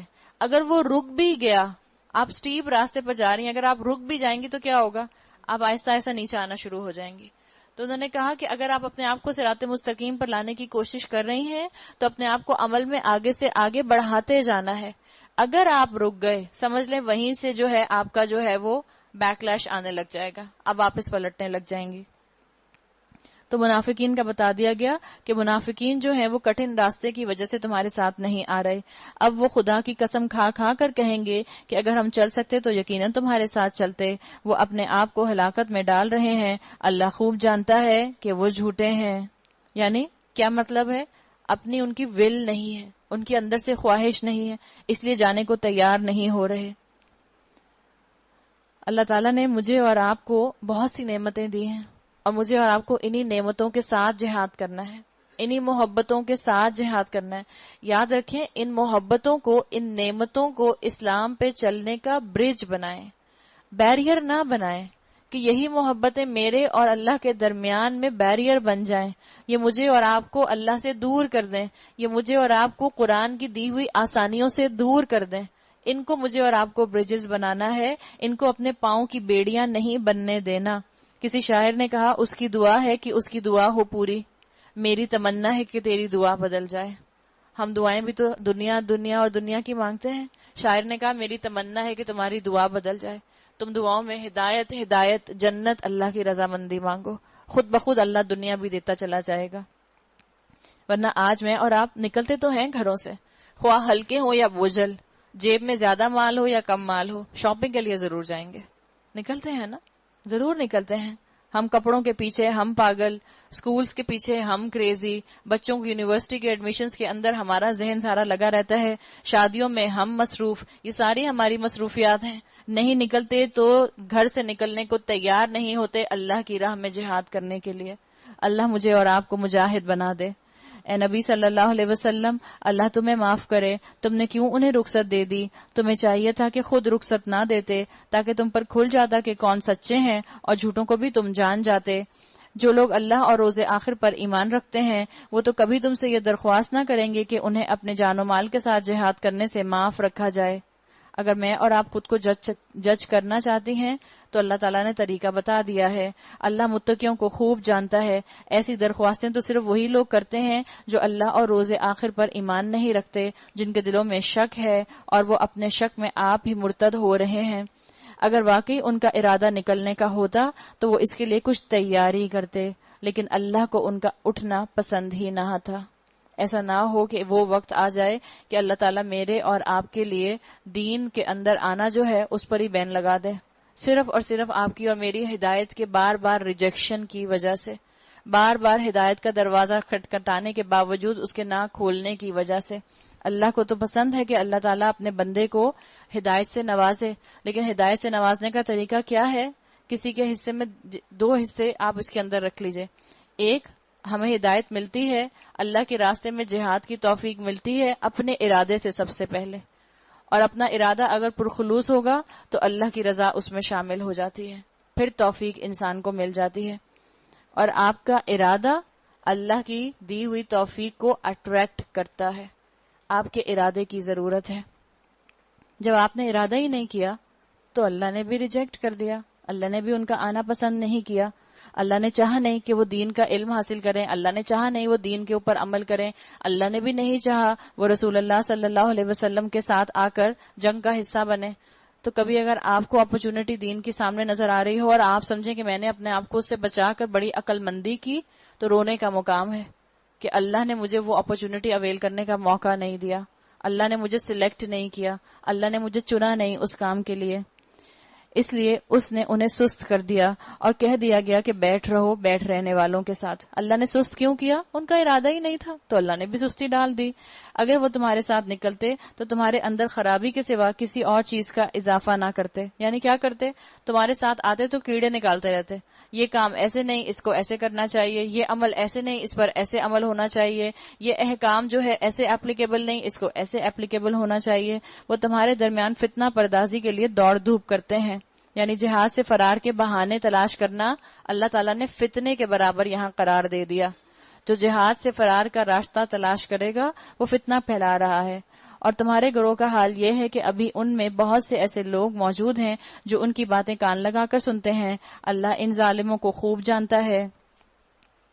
اس سے پہلے بھی ان لوگوں نے فتنہ انگیزی کی کوششیں کی ہیں اور تمہیں ناکام کرنے کے لیے یہ ہر طرح کی تدبیروں کا الٹ پھیر کر چکے ہیں، یہاں تک کہ ان کی مرضی کے خلاف حق آ گیا اور اللہ کا کام ہو کر رہا. اللہ کا کام ہو کر رہا. حتی جاء الحق وظہر امر اللہ وہم کارہون. اللہ کا کام تو ہو کر رہتا ہے. آپ اور میں کتنا اپنے آپ کو بچا بچا کر رکھیں گے؟ اللہ تو اپنا کام لے کر رہے گا. اللہ چاہے تو اپنا کام دنیا کے کسی مخلوق سے بھی لے سکتا ہے، لیکن اللہ نے انسانوں کو یہ اپرچونٹی دی ہے کہ وہ اس کو اویل کریں. لیکن ہم اپنی جانوں کو بچا بچا کر رکھتے ہیں، اپنے مال کو اللہ کی راہ میں نہیں دیتے، بچا بچا کر رکھتے ہیں، اپنے وقت کو اللہ کی راہ میں نہیں دیتے، بچا بچا کر رکھتے ہیں. ہمیں لگتا ہے دنیا پہ خرچ کریں گے تو فائدہ ہوگا، دین پہ خرچ کیا تو کیا فائدہ؟ نہ آج نظر آ رہا ہے مجھے اور آپ کو، کل کس نے دیکھی ہے پتہ نہیں، عالم الغیب میں کیا ہوگا. اور یا پھر شیطان مجھے اور آپ کو اللہ کی شان رحیمی کا اتنا زیادہ دھوکہ دیتا ہے کہ کہتے ہیں کوئی بات نہیں، زندگی گزارتے رہو، آخر تم نماز پڑھتی ہو نا، بس کافی ہے، آخر تم روزے رکھ لیتی ہو نا، بس کافی ہے. اور ہم اس چکر میں پھر بچا بچا کر اپنا وقت رکھتے ہیں، اپنی صحت رکھتے ہیں، اپنی نیند بچا بچا کر رکھتے ہیں، اپنا مال بچا بچا کر رکھتے ہیں. شاعر نے کہا ہے تو بچا بچا کر نہ رکھ اسے، تیرا آئینہ ہے وہ آئینہ، شکستہ ہے تو عزیز تر ہے نگاہ آئینہ ساز میں. اگر اللہ تعالیٰ نے اس دل کو ایک مرتبہ چن لیا اپنے کام کے لیے تو پھر دیکھیں اللہ اس کو کیسے عروج پر لے کر جاتا ہے. لیکن منافقوں کا معاملہ ہمیشہ سے یہ رہا کہ منافق آزمائشوں سے پیچھے ہوتے گئے اور آزمائش ان کو دیکھ کر رسول اللہ صلی اللہ علیہ وسلم کے سامنے بہانے بنانے شروع کر دیے. اور جتنا منافق اسلام کو نقصان پہنچاتا ہے اتنا کافر اسلام کو نقصان نہیں پہنچاتا، غیر مسلم اتنا نقصان نہیں پہنچاتا. ان میں سے کوئی ہے جو کہتا ہے مجھے رخصت دے دیجئے اور مجھ کو فتنے میں نہ ڈالیے. جب دین کے کام سے فرار حاصل کیا جاتا ہے تو پھر کیا ہوتا ہے؟ انسان اصل میں اپنے آپ کو فتنے میں ڈال رہا ہوتا ہے اور وہ سمجھتا ہے کہ میں نے اگر دین کا کام کیا تو میں مشکل میں آ جاؤں گا. سن رکھو، فتنے ہی میں تو یہ لوگ پڑے ہوئے ہیں اور جہنم نے ان لوگوں کو گھیر رکھا ہے. یہ کن کی بات ہو رہی ہے؟ وَإِنَّ جَهَنَّمَ لَمُحِيطَةٌ بِالْكَافِرِينَ. منافق کلمہ گو مسلمان ہوتا ہے. کلمہ گو مسلمانوں کے لیے اللہ نے کہا کہ اللہ کی جہنم نے ان کافروں کو گھیر رکھا ہے. اور ہم کن خوش فہمیوں کا شکار ہیں، کن مس انڈرسٹینڈنگز کا شکار ہیں، کس کے بلبوتے پہ اللہ کو ناراض کر رہے ہیں، کس کے بلبوتے پر اللہ کی نافرمانی کو اپنے نامہ اعمال میں لکھوا رہے ہیں. یہ ہم سب دیکھ لیں. تمہارا بھلا ہوتا ہے، انہیں رنج ہوتا ہے. تم پر مصیبت آتی ہے، یہ منہ پھیر کر خوش خوش پلٹتے ہیں فیئر ویدر فرینڈز، اور کہتے جاتے ہیں کہ اچھا ہوا ہم نے پہلے ہی اپنا معاملہ ٹھیک کر لیا تھا. یہ اس کا رویہ ہوتا ہے. یعنی اگر ان کو مسلمانوں کو نقصان پہنچتا ہے، نقصان ہوا تو کیا ہوا، کیا کہا، اچھا ہوا ہم نے پہلے ہی تمہارے ساتھ جانے کا ارادہ ترک کر دیا تھا. یعنی کامیابی کے پیچھے جانے والے. کامیابی ملے گی تو عمل کریں گے، کامیابی نہیں ملے گی تو عمل نہیں کریں گے. شریعت کا وہ عمل میں لے کر آئیں گے جو سب کرتے ہیں، جو کامیابی اور سکسیس کی علامت ہے. اگر آج یہ کہہ دیا جائے کہ امریکہ کا ویزا اس عورت کو دیا جائے گا جو سر پر حجاب پہنتی ہوگی، آپ دیکھیں کیسے عورتیں سر پر حجاب پہنیں. اس لیے کہ لوگوں کی نظر میں کامیابی امریکہ ہے، لوگوں کی نظر میں کامیابی انڈونیشیا ہے، لوگوں کی نظر میں کامیابی جو ہے وہ انگلینڈ ہے. اگر یہ ملک کہہ دیں کہ ہم آپ کو اپنے ملک کا ویزا دیں گے اگر آپ حجاب پہننا شروع کر دیں، تو پھر دیکھیں کیسے عورتیں حجاب پہنتی ہیں. اور مردوں کو اگر کہہ دیا جائے کہ جو داڑھی رکھیں گے سنت کے مطابق ان کو فلاں یونیورسٹی کے اندر ایڈمیشن دیا جائے گا، پھر آپ دیکھیں ینگ لڑکے کیسے داڑیاں رکھتے ہیں. یہ چیز ہے، یہ منافقانہ اپروچ ہے کہ جب دین کا سودا بہت سستا ہے تو دین کو اٹھانے کے لیے ہم تیار نہ ہوں. آپ کسی جگہ پر جا رہی ہوں، کسی بازار میں جا رہی ہوں اور وہاں پر سٹیمپیڈ ہو جائے اور آپ کا بچہ 3 سال کا چھوٹا سا اس سٹیمپیڈ میں گر جائے، لوگ اس کے اوپر سے گزر کر جا رہے ہوں، آپ کہیں میں تو اپنی جان بچاؤں، چھوڑو اس کو، چوٹ لگتی ہے تو لگے، مرتا ہے تو مرے. ہم ایسا کرتے ہیں؟ ہم لوگوں کو ہٹائیں گے، ہم خود گر جائیں گے، ہم اس بچے کے اوپر خود لیٹ جائیں گے، لیکن اس بچے کو آنچ نہ آئے، اس بچے کو تکلیف نہ ہو. آج دین لوگوں کے پیروں کے نیچے بالکل اسی طرح ہے. آپ اور میں کتنا درد رکھتے ہیں اس دین کے لیے، کتنا آپ کو اور مجھے برا لگتا ہے. آج اس دین کی کوئی پرواہ نہیں کر رہا. آج اس دین کے شیئرز بہت سستے ہیں، کون خرید رہا ہے؟ جس نے آج یہ انویسٹمنٹ کر لی کل اس کا فائدہ ہے. ان سے کہو ہمیں ہرگز کوئی برائی یا بھلائی نہیں پہنچتی مگر وہ جو اللہ نے ہمارے لیے لکھ دی ہے. اللہ ہی ہمارا مولا ہے اور اہل ایمان کو اسی پر بھروسہ کرنا چاہیے. ان سے کہو تم ہمارے معاملے میں جس چیز کے منتظر ہو وہ اس کے سوا اور کیا ہے کہ 2 بھلائیوں میں سے ایک بھلائی ہے. مومن دونوں طرح کامیاب رہتے ہیں. 2 بھلائی، دنیاوی بھلائی، آخرت کی بھلائی. مومن کی تو دونوں ہاتھوں میں لڈو ہوتے ہیں. اللہ کی بات میں مان کر دنیا میں بھی اپنے لیے برکت کماتا ہے اور اللہ کی بات مان کر آخرت میں جنت کے بلند درجے پائے گا. اور ہم تمہارے معاملے میں جس چیز کے منتظر ہیں وہ یہ ہے کہ اللہ خود تم کو سزا دیتا ہے یا ہمارے ہاتھوں دلواتا ہے. اچھا تو اب تم بھی انتظار کرو، ہم بھی تمہارے ساتھ انتظار کرتے ہیں. ان سے کہو تم اپنے مال خواہ راضی خوشی خرچ کرو یا بکراہت، بہرحال وہ قبول نہ کیے جائیں گے. منافق مال کب خرچ کرتا ہے؟ نارمل حالات میں منافق مال خرچ نہیں کرتا. جب جان پر پڑ جاتی ہے، جب جان مشکل میں آ جاتی ہے تب مال خرچ کرتا ہے. پھر ڈونیشنز دیتا ہے. بیماری آ گئی تو ڈونیشنز، اگر کسی بچے کا ایکسیڈنٹ ہو گیا تو ڈونیشن، اگر کاروبار شوہر کا نیچے آ گیا تو ڈونیشن دیں گے. کیوں؟ تاکہ وہ بلا ٹل جائے. اور نارمل حالات میں جب خوشی ہوتی ہے تو اللہ کو بھول جاتے ہیں اور اسی مال کو جو اللہ نے نوازا ہے اس کو اسی کی نافرمانی میں استعمال کرتا ہے. کیونکہ تم فاسق لوگ ہو. ان کے دیے ہوئے مال قبول نہ ہونے کی کوئی وجہ اس کے سوا نہیں ہے کہ انہوں نے اللہ اور اس کے رسول سے کفر کیا ہے. نماز کے لیے آتے ہیں تو مساتے ہوئے آتے ہیں اور راہ خدا میں خرچ کرتے ہیں تو بادل نخواستہ خرچ کرتے ہیں. اللہ کی راہ میں جب دیا تو سارے اپنے بیگز میں سے چلر نکال لیا اور جا کر کسی مدرسے کے ڈونیشن باکس میں ڈال دیا اور سب نئے نئے نوٹ اپنے بڑے بڑے اورنج کلر کے اپنے پرس میں واپس ڈال لیا. یہ ہمارا حال ہے اگر، تو اس کا مطلب ہے کہ منافقت ہمارے دلوں کے اندر کیڑے کی طرح پہنچ چکی ہے. ہمیں اپنا علاج کرنے کی ضرورت ہے. اللہ کے دین کو اس وقت ہمارے مال کی اور ہمارے وقت کی ضرورت ہے. ہم نہیں نکالیں گے، ہم اس پر نہیں خرچ کریں گے. اولاد بیمار ہو جائے تو کیا ماں باپ اپنے بینک بیلنس سنبھال کر رکھتے ہیں؟ یا اولاد بیمار ہو جائے تو ماں باپ تو اپنا سٹاک بھی بیچ دیتے ہیں اس کے علاج کے لیے، زمینیں بھی بیچ دیتے ہیں، زیور بھی بیچ دیتے ہیں.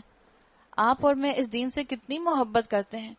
ایسی بھی محبت نہیں کرتے کہ جیسی اپنے بچے سے کرتے ہیں، جبکہ اللہ نے تو مجھ سے اور آپ سے کہا تھا کہ ان سب سے بڑھ کر دین سے محبت کرنا.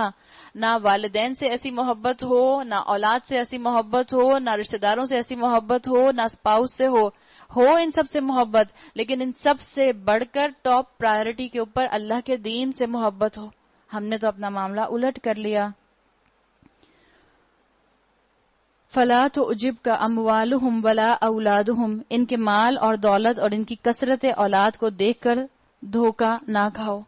منافق کی کمزوری ہوتی ہے کہ منافق جو ہے وہ مال اور رشتہ داروں کو ہی اپنا سب کچھ سمجھتا ہے، اور یہ شیطانی دھوکہ ہے کہ کبھی کبھی شیطان جو ہے وہ اللہ کے نافرمانوں کو بھی اس طرح سے مال دیتا ہے، اس طرح سے اولاد ان کے سامنے خوشنما بنا کر دکھاتا ہے کہ مسلمان اٹریکٹ ہو جاتے ہیں.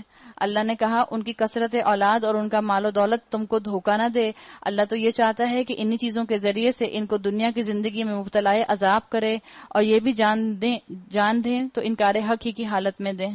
آپ دیکھیں آپ صلی اللہ علیہ وسلم کے جو اینسسٹر تھے ابراہیم علیہ السلام، انہوں نے دعا یہی کی تھی نا کہ اللہ میری اولاد کے بارے میں کیا خیال ہے. جب اللہ نے کہا تھا کہ میں تمہیں امام بنا رہا ہوں تو اللہ نے کہا تھا کہ میرا وعدہ ظالموں تک نہیں پہنچے گا، لیکن اللہ نے ساتھ ساتھ یہ بتا دیا تھا کہ میں فائدہ تو اس کو بھی دوں گا جو مجھ پر ایمان نہیں لے کر آئے گا. یعنی جو میری بات نہیں مانے گا، جو میری نعمتوں کو میرے ہی خلاف استعمال کرے گا، فائدہ دنیا کا تو میں اس کو بھی دوں گا، لیکن یاد رکھنا وہ دنیا کا فائدہ وقتی فائدہ ہوگا، امتحان کا فائدہ ہوگا، وہ ڈھیل دینے کا فائدہ ہوگا. اصل میں تو اس کو اپنے انکار حق کی پاداش میں سزا کا مزہ چکھنا پڑے گا. وہ اللہ کی قسم کھا کھا کر کہتے ہیں کہ ہم تمہیں میں سے ہیں، حالانکہ وہ ہرگز تم میں سے نہیں ہیں. کس چیز میں نہیں ہے؟ عبداللہ بن ابی پہلی رو میں کھڑا ہوتا تھا مسجد نبوی کے اندر، جس نماز کی امامت رسول اللہ صلی اللہ علیہ وسلم کرا رہے ہوتے تھے، لیکن اللہ نے کہا کہ حالانکہ وہ ہرگز تم میں سے نہیں ہے. کس وجہ سے تم میں سے نہیں ہے؟ وہ تو تمہارے درمیان کھڑا ہوا ہے، تمہاری اس کی ویو لینتھ نہیں ملتی، تمہاری اس کی کیمسٹری نہیں ملتی. جو تمہاری محبتیں ہیں وہ اس کی محبتیں نہیں ہیں، جو تمہارا مائنڈ سیٹ ہے وہ اس کا مائنڈ سیٹ نہیں ہے. تم اللہ رسول سے محبت کرتے ہو، وہ مال و دولت سے محبت کرتا ہے. تم سنت رسول سے محبت کرتے ہو، شریعت سے محبت کرتے ہو، اور وہ گھروں سے محبت کرتا ہے، وہ اپنی خواہشات سے محبت کرتا ہے. اس کے لیے اصل چیز سیلف سینٹرڈ ہونا ہے صرف. اصل میں تو یہ ایسے لوگ ہیں جو تم سے خوفزدہ ہیں. اگر وہ کوئی جائے پناہ پا لیں یا کوئی کھو یا وہ کہیں گھس کر بیٹھنے کی جگہ پا لیں تو بھاگ کر اس میں جا چھپیں. اے نبی صلی اللہ علیہ وسلم، ان میں سے بعض لوگ صدقات کی تقسیم میں تم پر اعتراضات کرتے ہیں. اگر اس مال میں سے انہیں کچھ دے دیا جائے تو خوش ہو جائیں، اور نہ دیا جائے تو بگڑنے لگتے ہیں. حق لینے میں سب سے آگے اور حق دینے میں پیچھے پیچھے، منافقانہ رویہ سب سے بڑا.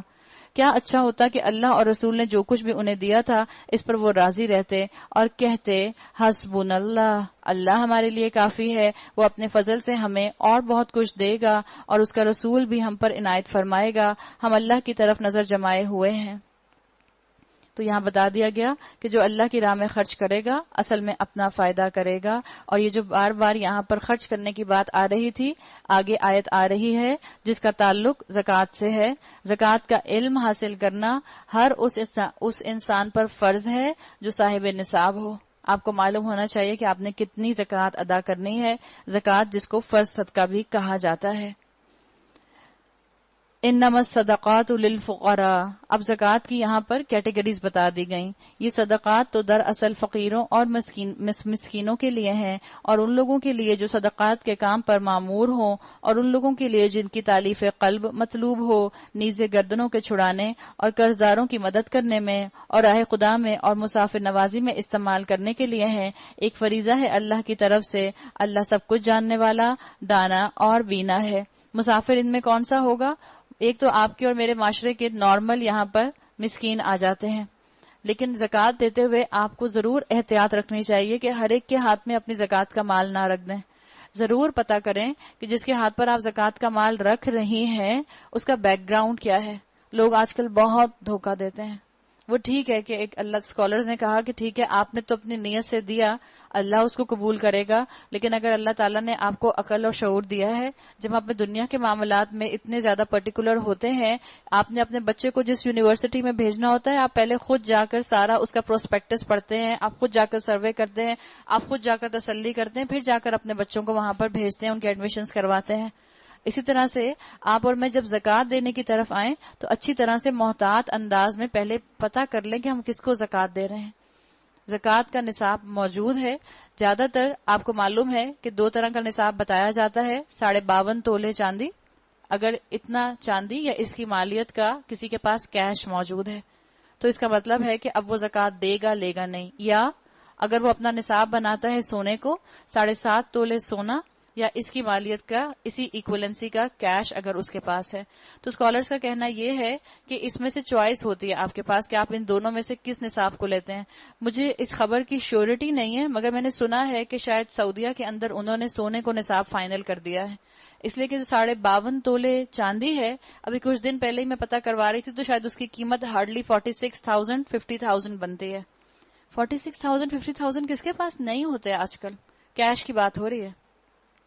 اگر کسی کے پاس کیش میں نہیں ہے، مثال کے طور پر آپ کی میٹ کے گھر میں فریج بھی ہے، ٹی وی بھی ہے اور آپ کہیں واشنگ مشین بھی ہے، تو کیا میں اس کو زکوٰۃ دے سکتی ہوں؟ آپ کنفرم کر لیں کہ اس کے پاس کیش تو نہیں ہے 50,000 کا، اگر آپ چاندی کو نصاب بنا رہے ہیں اور آپ کہیں واشنگ مشین بھی ہے، تو کیا میں اس کو زکوٰۃ دے سکتی ہوں؟ آپ کنفرم کر لیں کہ اس کے پاس کیش تو نہیں ہے 50,000 کا، اگر آپ چاندی کو نصاب بنا رہے ہیں، اور اگر آپ سونے کو نصاب بناتے ہیں پھر آپ کو بہت لوگ مل جائیں گے زکوٰۃ دینے کے لیے۔ تو آپ یہ دیکھ لیں، تسلی کر لیں کہ آپ کس اینگل پہ کس تھریش ہولڈ پر زکوٰۃ دینا چاہ رہے ہیں، تاکہ آپ اسی کو زکوٰۃ دیں جو مستحق ہے اور اس مستحق تک زکوٰۃ پہنچ جائے۔ ان میں سے کچھ لوگ ہیں جو اپنی باتوں سے نبی صلی اللہ علیہ وسلم کو دکھ دیتے ہیں اور کہتے ہیں کہ یہ شخص کانوں کا کچا ہے، کہو وہ تمہاری بھلائی کے لیے ہی ایسا ہے، اللہ پر ایمان رکھتا ہے، اہل ایمان پر اعتماد کرتا ہے، سراسر رحمت ہے ان لوگوں کے لیے جو تم میں سے ایماندار ہیں۔ جو لوگ اللہ کے رسول کو دکھ دیتے ہیں ان کے لیے دردناک سزا تیار ہے۔ منافقین کا انداز یہ ہوتا تھا کہ نعوذ باللہ رسول اللہ صلی اللہ علیہ وسلم تعصب کا کام کرتے ہیں، جو لوگ ان کو پسند ہے ان کی بات سن لیتے ہیں اور جو لوگ ان کو پسند نہیں آتے ان کے ساتھ ایسا رویہ رکھتے ہیں۔ یہ لوگ تمہارے سامنے قسمیں کھاتے ہیں تاکہ تمہیں راضی کریں، حالانکہ اگر یہ مومن ہیں تو اللہ اور رسول اس کے زیادہ حقدار ہیں تاکہ یہ ان کو راضی کرنے کی فکر کریں۔ کیا انہیں معلوم نہیں ہے کہ جو اللہ اور اس کے رسول کا مقابلہ کرتا ہے اس کے لیے دوزخ کی آگ ہے جس سے وہ ہمیشہ رہے گا، یہ بہت بڑی رسوائی ہے۔ یہ منافق ڈر رہے ہیں کہ کہیں مسلمانوں پر کوئی ایسی صورت نازل نہ ہو جائے جو ان کے دلوں کے بھید کھول کر رکھ دے۔ اے نبی صلی اللہ علیہ وسلم ان سے کہو مذاق اڑاؤ، اللہ اس چیز کو کھول دینے والا ہے جس کے کھل جانے سے تم ڈرتے ہو۔ منافق کو اسلام فنی لگتا ہے۔ اگر آج آپ کو اور مجھے اپنے ارد گرد ایسے لوگ نظر آتے ہیں جن کو اسلام فنی لگتا ہے تو آپ اور میں ان کی کمپنی میں بیٹھنا کم سے کم کر دیں۔ اور یہ بات آپ نے نوٹ کی ہوگی، غریب اسلام کا مذاق نہیں اڑاتا، ایلیٹ، بہت پڑھا لکھا، بہت بڑی ڈگری والا، بہت بڑا پروفیشنل، بہت بڑا بیوروکریٹ، وہ اسلام کا مذاق اڑاتا ہے۔ تو ایسے لوگوں کی کمپنی میں نہ بیٹھیں۔ ان کی زندگی کا مقصد، ایسے لوگ جو اسلام کا مذاق بنائیں، ان کی زندگی کا مقصد ہدایت نہیں ہوتا بلکہ انجوائمنٹ ہوتا ہے، چاہے کسی بھی قیمت پر انجوائمنٹ ملے، ایون اگر جہنم کی قیمت پر بھی انجوائمنٹ ملتی ہے تو وہ اس انجوائمنٹ کو لینے کو تیار ہو جاتا ہے۔ یاد رکھیں یہ منافق ہوتا ہے، بس مل جائے، میری خواہش پوری ہو جائے، دیکھا جائے گا جب آخرت آئے گی، دیکھا جائے گا جب فیصلے ہوں گے۔ اگر ان سے پوچھو کہ تم کیا باتیں کر رہے تھے تو جھٹ کہہ دیں گے کہ ہم تو ہنسی مذاق اور دل لگی کر رہے تھے۔ تو ہمیں بھی اپنا سوشل سرکل جو ہے وہ بہت احتیاط سے بنانے کی ضرورت ہے۔ اپنے دوستوں کو جان لیں کہ کہیں آپ کے دوست جو ہیں وہ منافق نہیں ہیں، ایسے فرینڈز بالکل نہ بنائیں۔ کسی کا ایک جملہ بھی کہیں آپ کو آپ کے دین سے دور نہ کر دے۔ تو یا تو دین میں آ کر اپنے فرینڈز کو دین کا مزہ چکھائیے، اور اگر آپ کو لگتا ہے کہ آپ ان کو بدل نہیں پا رہی تو اپنی کمپنی بدل لیجئے۔ ان سے کہو قل اب اللہ و آیاتہ و رسولہ کنتم تستہزئون، کیا تمہاری ہنسی دل لگی اللہ اور اس کی آیات اور اس کے رسول ہی کے ساتھ تھی؟ اب عذرات نہ تراشو، تم نے ایمان لانے کے بعد کفر کیا ہے، اگر ہم نے تم میں سے ایک گروہ کو معاف کر بھی دیا تو دوسرے گروہ کو تو ہم ضرور سزا دیں گے کیونکہ وہ مجرم ہے۔ منافق مرد اور منافق عورتیں سب ایک دوسرے کے ہم رنگ ہیں، برائی کا حکم دیتے ہیں، بھلائی سے منع کرتے ہیں، اپنے ہاتھ خیر سے روکتے ہیں، خیر پر تالے لگانے والے۔ اور کیا کرتے ہیں یہ؟ نسوا اللہ، یہ اللہ کو بھول گئے تو کیا ہوگا؟ کیا ریاکشن میں کچھ اور نہ ہوگا؟ فنسیہم، تو اللہ نے بھی انہیں بھلا دیا۔ جس کو اللہ بھلا دے گا کیا اس پر بیماریاں حملے نہیں کریں گی؟ کیا اس پر جرمز اٹیک نہیں کریں گے؟ کیا اس کے اوپر طرح طرح کا وائرس نہیں آئے گا؟ کیا اس کے سامنے طرح طرح کی پریشانیاں نہیں آئیں گی؟ جس کو اللہ بھلا دے، سمجھ لیں اللہ کی دیے ہوئے فرشتوں کی پروٹیکشن اس کے اوپر سے ہٹ گئی۔ کتنی مرتبہ آپ اور میں ٹھوکر لگنے کے باوجود سنبھل جاتے ہیں۔ شاید ہماری کوئی صبح پڑی ہوئی دعا، شاید ہماری کوئی صبح کی نیکی، شاید ہمارا دیا ہوا صدقہ اس چیز کے راستے میں رکاوٹ بن جاتا ہے جو نقصان ہمیں پہنچنے والا ہوتا ہے۔ سوچیں جس کو اللہ بھلا دے گا، اللہ اپنے فرشتوں کی ڈھال اس پر سے ہٹا لے گا، کیا اس انسان کی زندگی کے اندر پھر کوالٹی آف لائف رہ جائے گی؟ یقیناً یہ منافق ہی فاسق ہیں۔ ان منافق مردوں اور عورتوں اور کافروں کے لیے اللہ نے آتش دوزخ کا وعدہ کیا ہے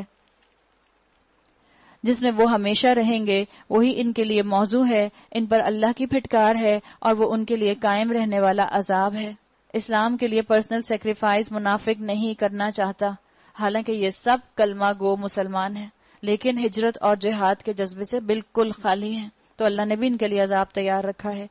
تم لوگوں کے رنگ ڈھنگ وہی ہیں جو تمہارے پیش روؤں کے تھے، وہ تم سے زیادہ زور آور اور تم سے بڑھ کر مال اور اولاد والے تھے، پھر انہوں نے دنیا میں اپنے حصے کے مزے لوٹ لیے اور تم نے بھی اپنے حصے کے مزے لوٹ لیے، اسی طرح لوٹے جیسے انہوں نے لوٹے تھے، اور ویسی ہی بحثوں میں تم بھی پڑے جیسی بحثوں میں وہ پڑے تھے، سو ان کا انجام یہ ہوا کہ دنیا اور آخرت میں ان کا سب کیا دھرا ضائع ہو گیا، وہی خسارے میں ہے۔ کیا ان لوگوں کو اپنے پیش روؤں کی تاریخ نہیں پہنچی؟ نوح کی قوم، عاد، ثمود، ابراہیم کی قوم، مدین کے لوگ اور وہ بستیاں جنہیں الٹ دیا گیا، ان کے رسول ان کے پاس کھلی کھلی نشانیاں لے کر آئے تھے، پھر یہ اللہ کا کام نہ تھا کہ ان پر ظلم کرتا، مگر وہ آپ ہی اپنے اوپر ظلم کرنے والے تھے۔ اللہ تعالیٰ نے یہاں پر صرف منافق مردوں کی بات نہیں کی، اللہ نے منافق مردوں منافق عورتوں کی بات کر کے اس کانٹیکس کے ساتھ اس بات کو برابر کر دیا۔ تو عورتیں بھی کبھی بھی عمل کے میدان میں اپنے آپ کو انڈر ایسٹیمیٹ نہ کریں۔ آپ کو معلوم ہوگا، آپ نے سنا ہوگا، عورت اگر اپنی ضد پر آ جائے تو اپنی بات منوا کر رہتی ہے۔ اگر آپ اس بات پر جم جائیں کہ آپ نے ہدایت پر رہنا ہے اور اپنے گھر والوں کو ہدایت پر لانا ہے تو آپ یہ بات منوا سکتے ہیں، اس لیے کہ عورت کس طرح سے اپنی بات منواتی ہے ہم سب خواتین اپنی اپنی ٹیکٹس جانتی ہیں۔ ہم عورتوں کی جو چالیں ہوتی ہیں ہم سب جانتے ہیں، مرد اس کی خاک تک بھی نہیں پہنچ سکتے۔ ابھی آگے سورہ یوسف آ جائے گی تو پتہ چل جائے گا کہ عورتوں کی چالیں کیسی زبردست ہوتی ہیں۔ مرد تو خوب بے وقوف بنتے ہیں، جتنی یہاں بیویاں بیٹھی ہیں سب اپنے اپنے شوہروں کو خوب بے وقوف بناتی ہیں، سب اپنے دل پر ہاتھ رکھ کر بتا سکتے ہیں۔ تو اللہ تعالیٰ نے آپ کو بڑی طاقت دی ہے، آخرت کے گھر کو نہ بھولیں۔ کہیں ایسا نہ ہو کہ شیطان آپ کو صرف اسی اپروچ کے ساتھ رکھے کہ گھر کا سکون تباہ نہ کرو، بس گھر کے اندر انارکی نہ ہو، بس گھر کے اندر جھگڑا نہ ہو، چاہے سب اللہ کے نافرمان رہیں۔ یہ شیطان کا دھوکہ ہے۔ اب اس منافقوں کے گروپ کے برعکس ایک اور گروپ کا ذکر آ رہا ہے، والمؤمنون والمؤمنات بعضهم اولیاء بعض یأمرون بالمعروف وینہون عن المنکر ویقیمون الصلاة ویؤتون الزکاة ویطیعون اللہ ورسولہ اولئک سیرحمہم اللہ ان اللہ عزیز حکیم۔ مومن مرد اور مومن عورتیں یہ سب ایک دوسرے کے رفیق ہیں، یعنی دوست ہیں، بھلائی کا حکم دیتے ہیں، برائی سے روکتے ہیں، اور ان میں عورتیں بھی شامل ہیں۔ دیکھ لیں آپ، جیسے منافق مرد اور منافق عورتیں تھیں، ایسے ہی مومن مرد اور مومن عورتیں ہیں۔ پرائرٹی نمبر 1 اللہ ان کا ہوتا ہے۔ یہ نماز قائم کرتے ہیں، زکوٰۃ دیتے ہیں، اللہ اور اس کے رسول کی اطاعت کرتے ہیں، اور جو ایسے لوگ کام کرتے ہیں یہ وہ لوگ ہیں جن پر اللہ کی رحمت نازل ہو کر رہے گی۔ یقیناً اللہ سب پر غالب، حکیم اور دانا ہے۔ تو مجھے اور آپ کو لوگوں کو غلطیوں سے روکنا ہے، گونگا شیطان نہیں بننا کہ میں کسی کو شر سے منع ہی نہ کر سکوں۔ بلکہ لوگوں کو بھی معروف کی طرف لے کر آنا ہے اور خود بھی معروف پر آنا ہے. معروف عربی میں کہتے ہیں عین رافع، عرف، جانا پہچانا.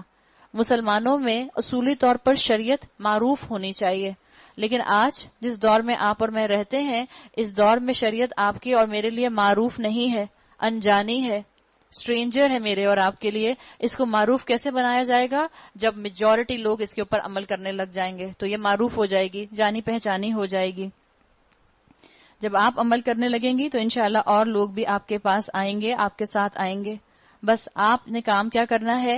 اللہ کو پرائرٹی نمبر 1 رکھنا ہے، نیکیاں کرنے میں دوسروں کو بھی انکریج کرنا ہے، گناہوں سے ڈسکریج کرنا ہے، اور آپ نے اور میں نے مل کر انشاءاللہ یہ کام ادا کرنا ہے. یہ وہ لوگ ہیں جن پر اللہ کی رحمت نازل ہوگی. یقیناً اللہ سب پر حکیم اور غالب اور دانا ہے. ان مومن مردوں اور عورتوں سے اللہ کا وعدہ ہے کہ انہیں اللہ ایسے باغ دے گا جن کے نیچے نہریں بہتی ہوں گی اور وہ ان میں ہمیشہ رہیں گے. دنیا کے گھر کے ساتھ جنت کے گھر بنانے کی تیاری کرنے کا انسینٹیو دے دیا گیا. جیسے دنیا کے گھر بناتے ہیں بہت فکر ہوتی ہے نا، کتنے کمرے ہوں، کیسا ماربل لگا ہوا ہو، کیسا انٹیریئر ہو، کیسے واش رومز ہوں، کیسے سیڑھیاں ہوں، سب چیزوں کی فکر. کبھی جنت کے گھر کے بارے میں ویژولائز کریں، میرا گھر کتنی سٹوری کا ہوگا. وہاں پر اسکائی اسکریپر چاہیے یا ایک چھوٹی سی جھونپڑی چاہیے؟ کیا چاہیے؟ ہم یہاں بیٹھ کر تو کہتے ہیں چھوٹی سی جھونپڑی بھی مل جائے گی تو بہت ہے. یہاں بیٹھ کر تو یہ کہتے ہیں، جب وہاں جا کر اپنے سے اعلیٰ جنتیوں کو دیکھیں گے اور بالکل ایسے دیکھیں گے جیسے یہاں زمین پر کھڑے ہو کر آسمان کے ستاروں کو دیکھتے ہیں، اس وقت خیال آئے گا کہ شاید کچھ اور اچھا عمل کر لیتے تو اس جنت میں پہنچ جاتے جو سب سے اونچی ہے، ستاروں کی طرح چمکتی ہوئی. اے نبی صلی اللہ علیہ وسلم، جاہد الکفار والمنافقین واغلظ علیہم ومأواہم جہنم. اے نبی صلی اللہ علیہ وسلم، کفار اور منافقین دونوں کا پوری قوت سے مقابلہ کرو. آپ دیکھیں منافقین اور کفار کو ایک لائن میں کھڑا کر دیا گیا. کلمہ گو مسلمان اور کافر ایک لائن میں کھڑے ہیں اور ان کے ساتھ سختی سے پیش آؤ. منافقین کے ساتھ کون سا جہاد ہوتا ہے؟ منافقین کے ساتھ اسکالرز کہتے ہیں تلوار کا جہاد نہیں ہوتا، بلکہ ان کے ساتھ ایسا جہاد ہوتا ہے کہ ان کو نظروں سے گرا دیا جاتا ہے. اور یہی کام جو ہے منافقین کے ساتھ کیا گیا. آخر کار ان کا ٹھکانہ جہنم ہے اور وہ بدترین جائے قرار ہے. یہ لوگ اللہ کی قسم کھا کھا کر کہتے ہیں کہ ہم نے وہ بات نہیں کہی، حالانکہ انہوں نے ضرور وہ کافرانہ بات کہی ہے، یعنی مذاق اڑانے والی بات جو ہے. وہ اسلام لانے کے بعد کفر کے مرتکب ہوئے، انہوں نے وہ کچھ کرنے کا ارادہ کیا جسے کر نہ سکے، یعنی آپ صلی اللہ علیہ وسلم کو نقصان تک پہنچانے کی کوشش کی تھی. یہ ان کا سارا غصہ اسی بات پر ہے تاکہ اللہ اور اس کے رسول نے اپنے فضل سے ان کو غنی کر دیا ہے. اب اگر یہ اپنی اس روش سے باز آئیں تو انہی کے لیے بہتر ہے، اور اگر یہ باز نہ آئے تو اللہ ان کو نہایت دردناک سزا دے گا، دنیا میں بھی اور آخرت میں بھی. آپ کو اور مجھے بھی اسلام کی نعمت ملی ہے. اللہ اور اس کے رسول نے اپنے فضل سے غنی کیا ہے. غنی کس طرح کیا ہے؟ علم دے کر غنی کیا ہے، قرآن دے کر غنی کیا ہے، سنتوں کا علم دے کر غنی کیا ہے. تو کوشش کریں کہ یہ اللہ کا احسان ہے آپ کے اور میرے اوپر. اس احسان کو میں اور آپ اتارنے کی کس طرح کوشش کر سکتے ہیں؟ عمل کر کے. جس نے تم پر احسان کیا، حضرت علی کا ایک قول آتا ہے، ڈرو اس کے شر سے جس نے تم پر احسان کیا ہے. اس لیے کہ جس نے احسان کیا ہے، اب وہ اس احسان کو نہ چکانے پر اگر تم نے اس کا ویسا بدلہ نہ دیا تو پھر تم سے بدلہ لے سکتا ہے. اور زمین میں کوئی نہیں جو ان کا حمایتی اور مددگار ہو. ان میں سے بعض ایسے بھی ہیں جنہوں نے اللہ سے عہد کیا تھا کہ اگر اس نے اپنے فضل سے ہم کو نوازا تو ہم خیرات کریں گے اور صالح بن کر رہیں گے. مگر جب اللہ نے اپنے فضل سے ان کو دولت مند کر دیا تو وہ بخل پر اتر آئے. فَلَمَّا آتَاهُم مِّن فَضْلِهِ بَخِلُوا بِهِ. بخل پر اتر آئے اور اپنے عہد سے ایسے پھرے کہ انہیں اس کی پرواہ تک نہیں ہے. نتیجہ یہ نکلا کہ ان کی اس بد عہدی کی وجہ سے جو انہوں نے اللہ کے ساتھ کی اور اس جھوٹ کی وجہ سے جو وہ بولتے رہے، اللہ نے ان کے دلوں میں نفاق بٹھا دیا جو اس کے حضور ان کی پیشی کے دن تک ان کا پیچھا نہ چھوڑے گا. کیا یہ لوگ جانتے نہیں ہیں اللہ کو ان کے مخفی راز اور ان کی پوشیدہ سرگوشیوں تک کا علم ہے اور وہ تمام غیب کی باتوں سے پوری طرح باخبر ہے. وہ جانتا ہے ان کنجوس دولت مندوں کو جو برضا اور رغبت دینے والے والے اہل ایمان کی مالی قربانیوں پر باتیں چھاٹتے ہیں اور ان لوگوں کا مذاق اڑاتے ہیں جن کے پاس راہ خدا میں دینے کے لیے اس کے سوا کچھ نہیں جو وہ اپنے اوپر مشقت برداشت کر کے دیتے ہیں، اللہ ان مذاق اڑانے والوں کا مذاق اڑاتا ہے اور ان کے لیے دردناک سزا ہے۔ تبوک کے موقع پر، غزوہ تبوک کے موقع پر جس طرح جہاد کو فرض عین کیا گیا تھا ہر بالغ مرد کے اوپر، اسی طرح سے صدقے کی بھی بہت اپیل کی گئی تھی کہ دل کھول کر صدقہ کیا جائے، اس لیے کہ سفر بہت لمبا تھا، مسلمانوں نے کافی ٹریول کر کے آگے جانا تھا۔ مسلمانوں نے اللہ کی راہ میں خوب دیا، پیسے والوں کا بھی مذاق اڑایا منافقین نے، اور جن کے پاس پیسہ نہیں تھا، جنہوں نے محنت کر کر کے چند کھجوریں لا کر دیں، ان کا بھی مذاق اڑایا۔ اور غریبوں کا مذاق کیوں اڑایا؟ اس طرح سے کہہ کے کہ بھئی ان کے پاس اور کچھ نہیں ہے تو اب یہ یہی کریں گے آج کی زبان میں۔ اور امیروں کا مذاق کیسے اڑاتے ہیں کہ بھئی اور کرنے کو تو کچھ ہوتا نہیں ہے، فارغ تو بیٹھے رہتے ہیں، تو پڑھنے پڑھانے میں دین پڑھنے پڑھانے بیٹھ جاتے ہیں۔ یہ انداز، یہ منافقین کا انداز ہوتا ہے۔ آپ اور میں اس انداز کے اندر نہ آئیں۔ آپ نے نہیں سنا لوگ کہتے ہیں یہ پیسے والے، یہ ڈیفنس والوں کا خاص فیشن ہو گیا قرآن کے کورسز کرانے کا، فیشن میں کورسز کراتے ہیں، اس لیے کہ ان کی تو کوئی فکریں ہی نہیں ہیں، جنہوں نے نیا فیشن نکال لیا کہ ہم قرآن کا ترجمہ یاد کریں گے۔ قرآن کا ترجمہ یاد کرنا اگر فیشن ہے تو یہ بہت ہی مبارک فیشن ہے، اللہ یہ فیشن سب کو کرنے کی توفیق عطا فرمائے۔ ویسے تو ہر فیشن کو فالو کرنے کی ہمیں فکر ہوتی ہے، اس فیشن کو بھی پھر آپ فالو کریں، کیوں نہیں فالو کرتے؟ اور غریبوں کو منافق آج کے کیا کہتے ہیں؟ کھانے پینے کو کچھ ہے نہیں، کچھ اور تو کر نہیں سکتے، تو چلو دین ہی لے کر بیٹھ جاتے ہیں۔ کسی کو جینے بھی دیں گے؟ نہ اس کو جینے دیا نہ اس کو جینے دیا۔ یہ آج کے منافقوں کا صرف مسئلہ نہیں ہے، ہمیشہ سے منافقین کا یہی مسئلہ رہا ہے۔ اے نبی صلی اللہ علیہ وسلم، استغفر لهم او لا تستغفر لهم ان تستغفر لهم 70 مرہ فلن يغفر اللہ لهم۔ اے نبی صلی اللہ علیہ وسلم، تم خواہ ایسے لوگوں کے لیے معافی کی درخواست کرو یا نہ کرو، اگر تم 70 مرتبہ بھی انہیں معاف کر دینے کی درخواست کرو گے، اللہ انہیں ہرگز معاف نہ کرے گا۔ منافقین کے لیے آ رہا ہے، اس لیے کہ انہوں نے اللہ اور اس کے رسول کے ساتھ کفر کیا ہے، اور اللہ فاسق لوگوں کو راہ نجات نہیں دکھاتا۔ بتا دیا گیا کہ جنہوں نے اللہ کے راستے میں چلنے سے لوگوں کو ڈی مورلائز کیا تھا، اب ان کو اللہ بھی راہ راست نہیں دکھائے گا۔ جن لوگوں کو پیچھے رہ جانے کی اجازت دے دی گئی تھی، وہ اللہ کے رسول کا ساتھ نہ دینے اور گھر بیٹھے رہنے پر خوش ہوئے، اور انہیں گوارا نہ ہوا کہ اللہ کی راہ میں جان و مال سے جہاد کریں۔ انہوں نے لوگوں سے کہا کہ اس سخت گرمی میں نہ نکلو۔ جب انہوں نے یہ کہا تو اللہ نے کیا کہا؟ قل، ان سے کہہ دیجئے، نار جہنم اشد حرا، جہنم کی آگ اس سے بھی زیادہ گرم ہے، کاش انہیں اس کا شعور ہوتا۔ اللہ تو تمہارے پسینے کے قطرے بھی اٹھا کر رکھے گا، اس پر بھی اجر دے گا۔ اگر آج تم اس خوف سے حجاب اوڑھتی ہو کہ جہنم کی آگ میں مجھے جلنا نہ پڑے، تو میں اللہ کی خاطر جہاد کر رہی ہوں، اور اس جہاد میں جو آپ کا پسینہ نکلے گا، ایمان رکھیں اللہ اس پسینے کی بھی قدر کرے گا۔ کیا ٹریڈ مل پر کھڑے ہو کر اپنا وزن کم کرنے کے لیے اپنا پسینہ نہیں نکالتے؟ کیا کیلوریز برن کرنے کے لیے واک نہیں کرتے؟ یہ سب بھی تو کرتے ہو، کچھ اچیو کرنے کے لیے یہ کام کرتے ہیں نا۔ کس نے کہا ہے اس گرمی کے موسم میں آپ اور میں ایکسرسائز کر کے ورک آؤٹ کر کے اپنا پسینہ نکالیں؟ کچھ اچیو کرنا چاہتے ہیں۔ جب انسان کچھ بڑا اچیو کرنا چاہتا ہے تو اس کو قربانی تو دینی پڑتی ہے۔ جب آپ اپنے وزن کو کنٹرول کرنا چاہتی ہیں تو اپنے کھانے پینے کی خواہشات کی تو قربانی آپ کو دینی پڑتی ہے۔ اب چاہے آپ اپنے نفس سے روکیں، چاہے اپنی فرش پہ بڑا سا لکھ کر لگا لیں، اسٹاپ ڈونٹ ایٹ، کرتے ہیں نا، اپنے آپ کو روکتے ہیں۔ کیوں روکتے ہیں؟ کسی بڑے مقصد کو حاصل کرنے کے لیے۔ تو اللہ کے ہاں بھی جو بڑا مقصد ہے وہ یہ ہے کہ اپنے آپ کو جہنم کی آگ سے بچا لیں۔ اس کے لیے آج اس دنیا میں آپ کو اور مجھے کوشش کرنی ہوگی تاکہ میں اور آپ اپنے آپ کو جہنم کی آگ سے بچا کر اللہ کی رضا کا اپنے آپ کو طالب بنا لیں۔ فَلْيَضْحَكُوا قَلِيلًا وَلْيَبْكُوا كَثِيرًا۔ اب چاہیے کہ یہ لوگ ہنسا کم کریں اور روئیں زیادہ، اور ہم لوگوں کی ہنسی بند نہیں ہوتی ہے، نافرمانیاں بھی کرتے ہیں، رب کو ناراض بھی کرتے ہیں، رسول اللہ صلی اللہ علیہ وسلم کی سنتوں کا آلموسٹ مذاق بناتے ہیں اور ہنستے جاتے ہیں۔ اللہ نے تو کہا ان کو چاہیے ہنسیں کم اور روئیں زیادہ، اس لیے کہ جو بدی یہ کماتے رہے ہیں اس کی جزا ایسی ہی ہے کہ انہیں اس پر رونا چاہیے۔ اگر اللہ ان کے درمیان تمہارے واپس لے جائے اور آئندہ ان میں سے کوئی گروہ جہاد کے لیے نکلنے کی تم سے اجازت مانگے تو صاف کہہ دینا اب تم میرے ساتھ ہرگز نہیں چل سکتے اور نہ میری میت میں کسی دشمن سے لڑ سکتے ہو. تم نے پہلے بیٹھ رہنے کو پسند کیا تھا تو اب گھر بیٹھنے والوں ہی کے ساتھ بیٹھے رہو. میک ہے وائل دا سن شائن. فائدہ اٹھائیں موقع کا اس سے پہلے کہ اللہ جو ہے مجھ سے اور آپ سے موقع کی اپرچونٹی کی تمام چیزوں کو غائب کر دے. منافقین کے لیے آتا ہے کہ تبوک کے بعد ایک اور غزوہ ہو رہا تھا جس کے ذریعے سے مسلمانوں کو بہت سا مال غنیمت ملنے کے چانسز تھے، تو انہوں نے خواہش کا اظہار کیا تھا جو تبوک میں نہیں گئے تھے، بہانے بنا کر گھر بیٹھ گئے تھے کہ رسول اللہ صلی اللہ علیہ وسلم اب ہم آپ کے ساتھ جانا چاہتے ہیں. ان کے لیے کہہ دیا گیا کہ اب ان کو تمہارے ساتھ نہیں بھیجا جائے گا، ان کو منع کر دو. اللہ بار بار موقع نہیں دیتا. آئندہ ان میں سے جو کوئی مرے اس کی نماز جنازہ بھی تم ہرگز نہ پڑھنا اور نہ کبھی اس کی قبر پر کھڑے ہونا، کیونکہ انہوں نے اللہ اور اس کے رسول کے ساتھ کفر کیا ہے اور وہ مرے ہیں اس حال میں کہ وہ فاسق تھے.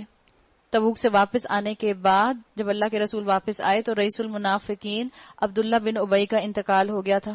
عبداللہ بن ابی کا جو بیٹا تھا وہ سچا مومن تھا. انہوں نے آ کر آپ صلی اللہ علیہ وسلم سے درخواست کی کہ آپ اپنا کرتا عنایت فرما دیجئے تاکہ اس کرتے کے اندر عبداللہ ابن ابی کو دفنایا جائے. اور آپ صلی اللہ علیہ وسلم نے کیا کیا؟ نہیں دیا، آپ نے دے دیا.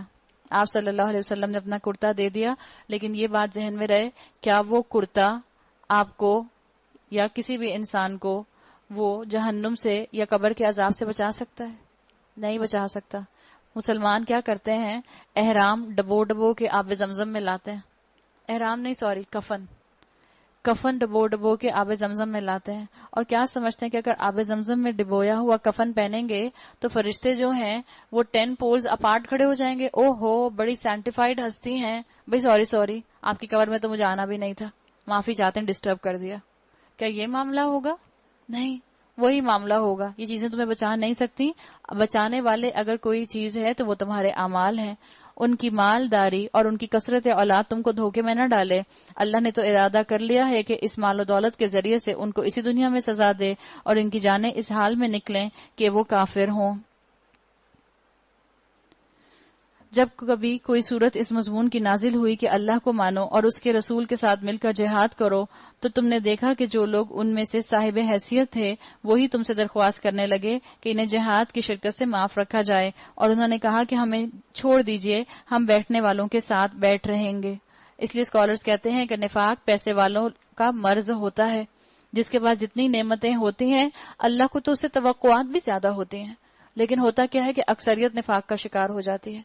اللہ جس سے جتنی نعمتیں جس کو دیتا ہے اس سے اتنی توقعات رکھتا ہے کہ یہ اتنے اچھے طریقے سے میری راہ میں ان نعمتوں کو خرچ کرے گا. لیکن منافق آگے بڑھ کر والنٹیئر نہیں کرتا دین کے راستے میں. ان لوگوں نے گھر بیٹھنے والیوں میں شامل ہونا پسند کیا اور ان کے دلوں میں ٹھپا لگا دیا گیا. آپ آج سوچ لیں کہ اگر آج آپ کو مختلف قرآن کے کورسز کی آوازیں بلند ہوتی نظر آتی ہیں اور آپ اپنی زندگی میں سے اس کے لیے وقت نہیں نکالتے تو کہیں آپ کو بھی نفاق کا مرض تو نہیں لگ گیا؟ کہیں آپ کے دل کے اندر ہپوکریسی تو نہیں شامل ہو گئی؟ کہیں آپ کی روح جو ہے وہ بیمار تو نہیں ہو گئی؟ کہیں آپ کی روح لولی لنگڑی تو نہیں ہو گئی؟ اس چیز کی فکر کریں، یہ اللہ کہیں دلوں پر مہر نہ لگا دے. اس لیے ان کی سمجھ میں، ان کے دلوں پر اللہ نے ٹھپا لگا دیا، اس لیے ان کی سمجھ میں اب کچھ نہیں آتا. باخلاف اس کے رسول نے اور ان لوگوں نے جو رسول کے ساتھ ایمان لائے تھے اپنی جان و مال سے جہاد کیا. یہ ہے اللہ کی رحمت. جو نیکیاں کر کے اس کی رحمت کے مستحق بنتے ہیں اللہ بھی ان کے ساتھ جو ہے وہ بہترین طریقے سے معاملہ کرتا ہے. اور اب ساری بھلائیاں انہی کے لیے ہیں، وہی فلاح پانے والے ہیں. اللہ نے ان کے لیے ایسے باغ تیار کر رکھے ہیں جن کے نیچے نہریں بہ رہی ہیں، ان میں وہ ہمیشہ رہیں گے. یہ ہے عظیم الشان کامیابی. تبوک کے غزوے میں نہ جانے والے جو لوگ تھے ان کی مختلف کیٹیگریز تھیں. یقیناً اس میں کچھ منافق تھے لیکن اس میں کچھ سچے مسلمان بھی تھے اور کچھ کو واقعی معذوری تھی جس کی وجہ سے وہ جان نہیں سکے. اللہ نے ان سب کی نیت کو جانچ لیا. بدوی عربوں میں سے بھی بہت سے لوگ آئے جنہوں نے عذر کیے تاکہ انہیں بھی پیچھے رہ جانے کی اجازت دی جائے. کچھ کم پیسے والوں کا ذکر ہے. اس طرح بیٹھے رہے وہ لوگ جنہوں نے اللہ اور اس کے رسول سے ایمان کا جھوٹا عہد کیا تھا۔ ان بدبیوں میں سے جن لوگوں نے کفر کا رویہ اختیار کیا ہے، عنقریب وہ دردناک سزا سے دو چار ہوں گے۔ ضعیف اور بیمار لوگ اور وہ لوگ جو شرکت جہاد کے لیے زیادہ راہ نہیں پاتے، اگر پیچھے رہ جائیں تو کوئی حرج نہیں، جبکہ وہ خلوص دل کے ساتھ اللہ اور اس کے رسول کے وفادار ہوں۔ ایسے محسنین پر اعتراض کی کوئی گنجائش نہیں ہے۔ اللہ درگزر کرنے والا اور رحم فرمانے والا ہے۔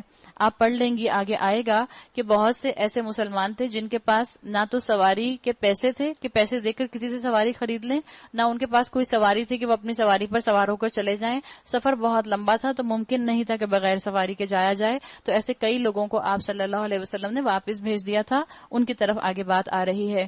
اسی طرح ان لوگوں پر بھی کوئی اعتراض کا موقع نہیں جنہوں نے خود آ کر تم سے درخواست کی تھی کہ ہمارے لیے سواریاں وہاں پہنچائی جائیں، اور جب تم نے کہا کہ میں تمہارے لیے سواریوں کا انتظام نہیں کر سکتا تو وہ مجبوراً واپس چلے گئے۔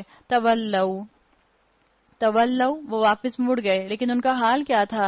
وَأَعْيُنُهُمْ تَفِيضُ مِنَ الدَّمْعِ حَزَنًا، حال یہ تھا کہ ان کی آنکھوں سے آنسو جاری تھے اور انہیں اس بات کا بڑا رنج تھا۔ سچے مومن تھے نا، اللہ کی راہ میں جہاد کرنے کا اگر موقع نہیں مل رہا تھا، اپرچونٹی نہیں مل رہی تھی، تو دل سے ان کا دل غمزدہ تھا۔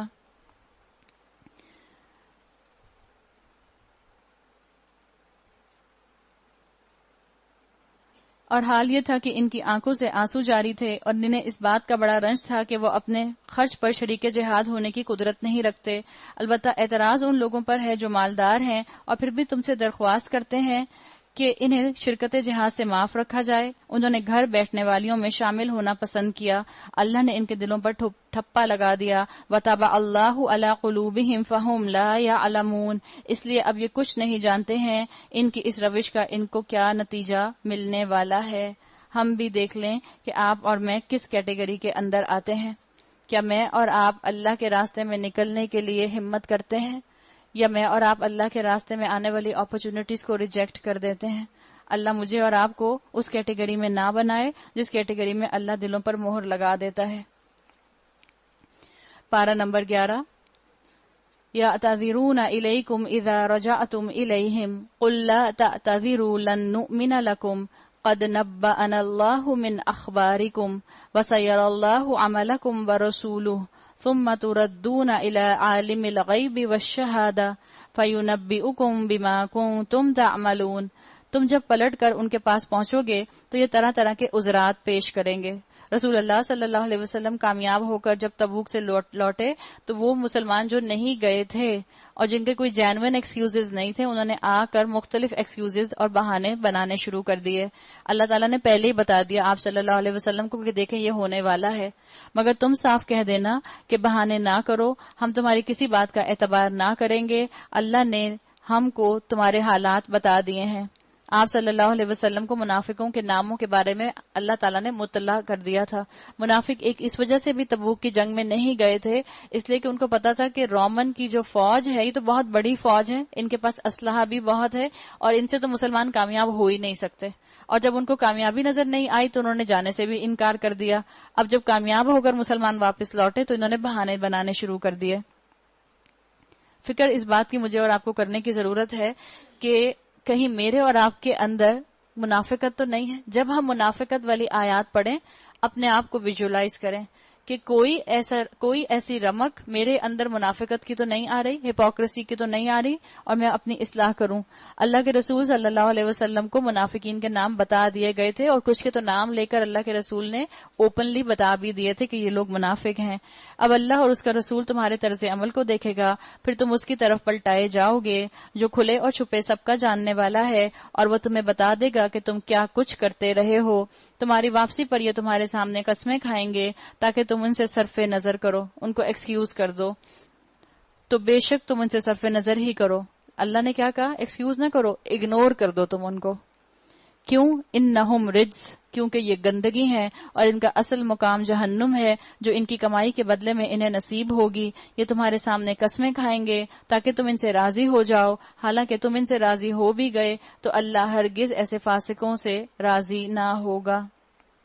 اللہ تعالیٰ نے یہاں بتا دیا کہ اللہ منافقین کے ساتھ راضی نہیں ہوتا۔ ہم پیچھے پڑھ آئے ہیں کہ منافقین جہنم کے سب سے نچلے طبقے میں ہوں گے، فی درک الاسفل من النار. لیکن ہم نے اس آیت میں ساتھ ساتھ یہ بھی پڑھا تھا آگے کہ اگر آپ نے سچی توبہ کر لی، اگر آپ نے اللہ کی طرف معاملہ رجوع کر لیا، اپنی اصلاح کر لی، تو اللہ یقیناً آپ کو درگزر کرے گا اور منافق کی کیٹیگری سے باہر نکال لے گا. اب کچھ ایسے مسلمانوں کا ذکر آ رہا ہے آگے جو ذرا مختلف قسم کا ان کا معاملہ تھا. یہ بدوی عرب کفر اور نفاق میں زیادہ سخت ہیں اور ان کے معاملے میں اس امر کے امکانات زیادہ ہیں کہ اس دین کے حدود سے ناواقف رہیں جو اللہ نے اپنے رسول پر نازل کیے ہیں. اللہ سب کچھ جانتا، حکیم اور دانا ہے. یعنی ان کے اندر علم نہیں تھا. یہ علم کے ساتھ منافق نہیں تھے. اسکالرز کہتے ہیں لا علمی بھی انسان میں منافقت لے کر آتی ہے. تو علم حاصل کرنا اسی لیے ہر مسلمان مرد اور عورت پر فرض ہے تاکہ اس کے اندر نفاق کا مرض نہ آنے پائے. آج میں اور آپ کسی کو کیا منافق ڈکلیئر کر سکتے ہیں؟ آج میں اور آپ کسی کو منافق ڈکلیئر نہیں کر سکتے. رسول اللہ صلی اللہ علیہ وسلم کو تو اللہ کی طرف سے کیونکہ بتا دیا گیا تھا، اس لیے اللہ کے رسول نے چند کو نام لے کر ڈکلیئر کر دیا تھا منافق. منافقت کیسے واضح ہوتی ہے؟ دل کے ارادے سے. دل کی حالت ہے منافقت. اور دل کا کوئی بھی ایسا انٹینشن، کوئی بھی ارادہ، کوئی بھی دل کے اندر آنے والا خیال دنیا میں کسی گیجٹ کے ذریعے ناپا میجر نہیں کیا جا سکتا. تو اس لیے یہ تو اللہ کے ہاں کے معاملے ہیں. اللہ جانتا ہے کون اصل میں منافق ہے اور کون مسلمان ہے. ان بدووں میں ایسے ایسے لوگ موجود ہیں جو راہ خدا میں کچھ خرچ کرتے ہیں تو اسے اپنے اوپر زبردستی کی پینلٹی سمجھتے ہیں اور تمہارے حق میں زمانے کی گردشوں کا انتظار کر رہے ہیں کہ تم کسی چکر میں پھنسو تو وہ اپنی گردن سے اس نظام کی اطاعت کا قلادہ اتار پھینکیں جس میں تم نے انہیں کس دیا ہے. دیہی علاقوں کے مسلمانوں کی بات ہو رہی ہے، وہاں کے رہنے والوں کی بات ہے جن کے اندر علم کی کمی تھی. علم کی کمی کی وجہ سے ان کے دل سخت ہو گئے تھے. اس کی طرف بھی اشارہ کر دیا گیا، علم حاصل کرو تاکہ تمہارے دلوں کا نفاق دور ہو، سختی دور ہو. حالانکہ بدی کا چکر خود انہی پر مسلط ہے اور اللہ سب کچھ سنتا اور جانتا ہے. بتا دیا گیا غیر تعلیم یافتہ لوگ جو کسان ٹائپ ہوتے ہیں، کیا وہ اپنے فیلڈز کے بارے میں، اپنی فصل کے بارے میں علم حاصل نہیں کرتے؟ آخر ان کو معلوم ہوتا ہے نا کیسا بیج ڈالنا ہے، کب بیج ڈالنا ہے، کس موسم میں ڈالنا ہے، کس وقت پانی ڈالنا ہے، کتنا پانی ڈالنا ہے، کن ویڈ سے اس کو بچانا ہے، کن بگ سے ان کو بچانا ہے. آخر کسان کو یہ علم بھی تو ہوتا ہے. تو اللہ نے انسینٹیو دیا ان بدوی عربوں کو کہ اگر تمہارے پاس اب تک علم نہیں آیا تھا تو اب علم حاصل کرو، دین کا علم حاصل کرو، تم آگے بڑھ سکتے ہو. انہی بدویوں میں کچھ لوگ ایسے بھی ہیں جو اللہ اور روز آخر پر ایمان رکھتے ہیں اور جو کچھ خرچ کرتے ہیں اسے اللہ کے ہاں تقرب کا اور رسول اللہ صلی اللہ علیہ وسلم کی طرف سے رحمت کی دعائیں لینے کا ذریعہ بناتے ہیں.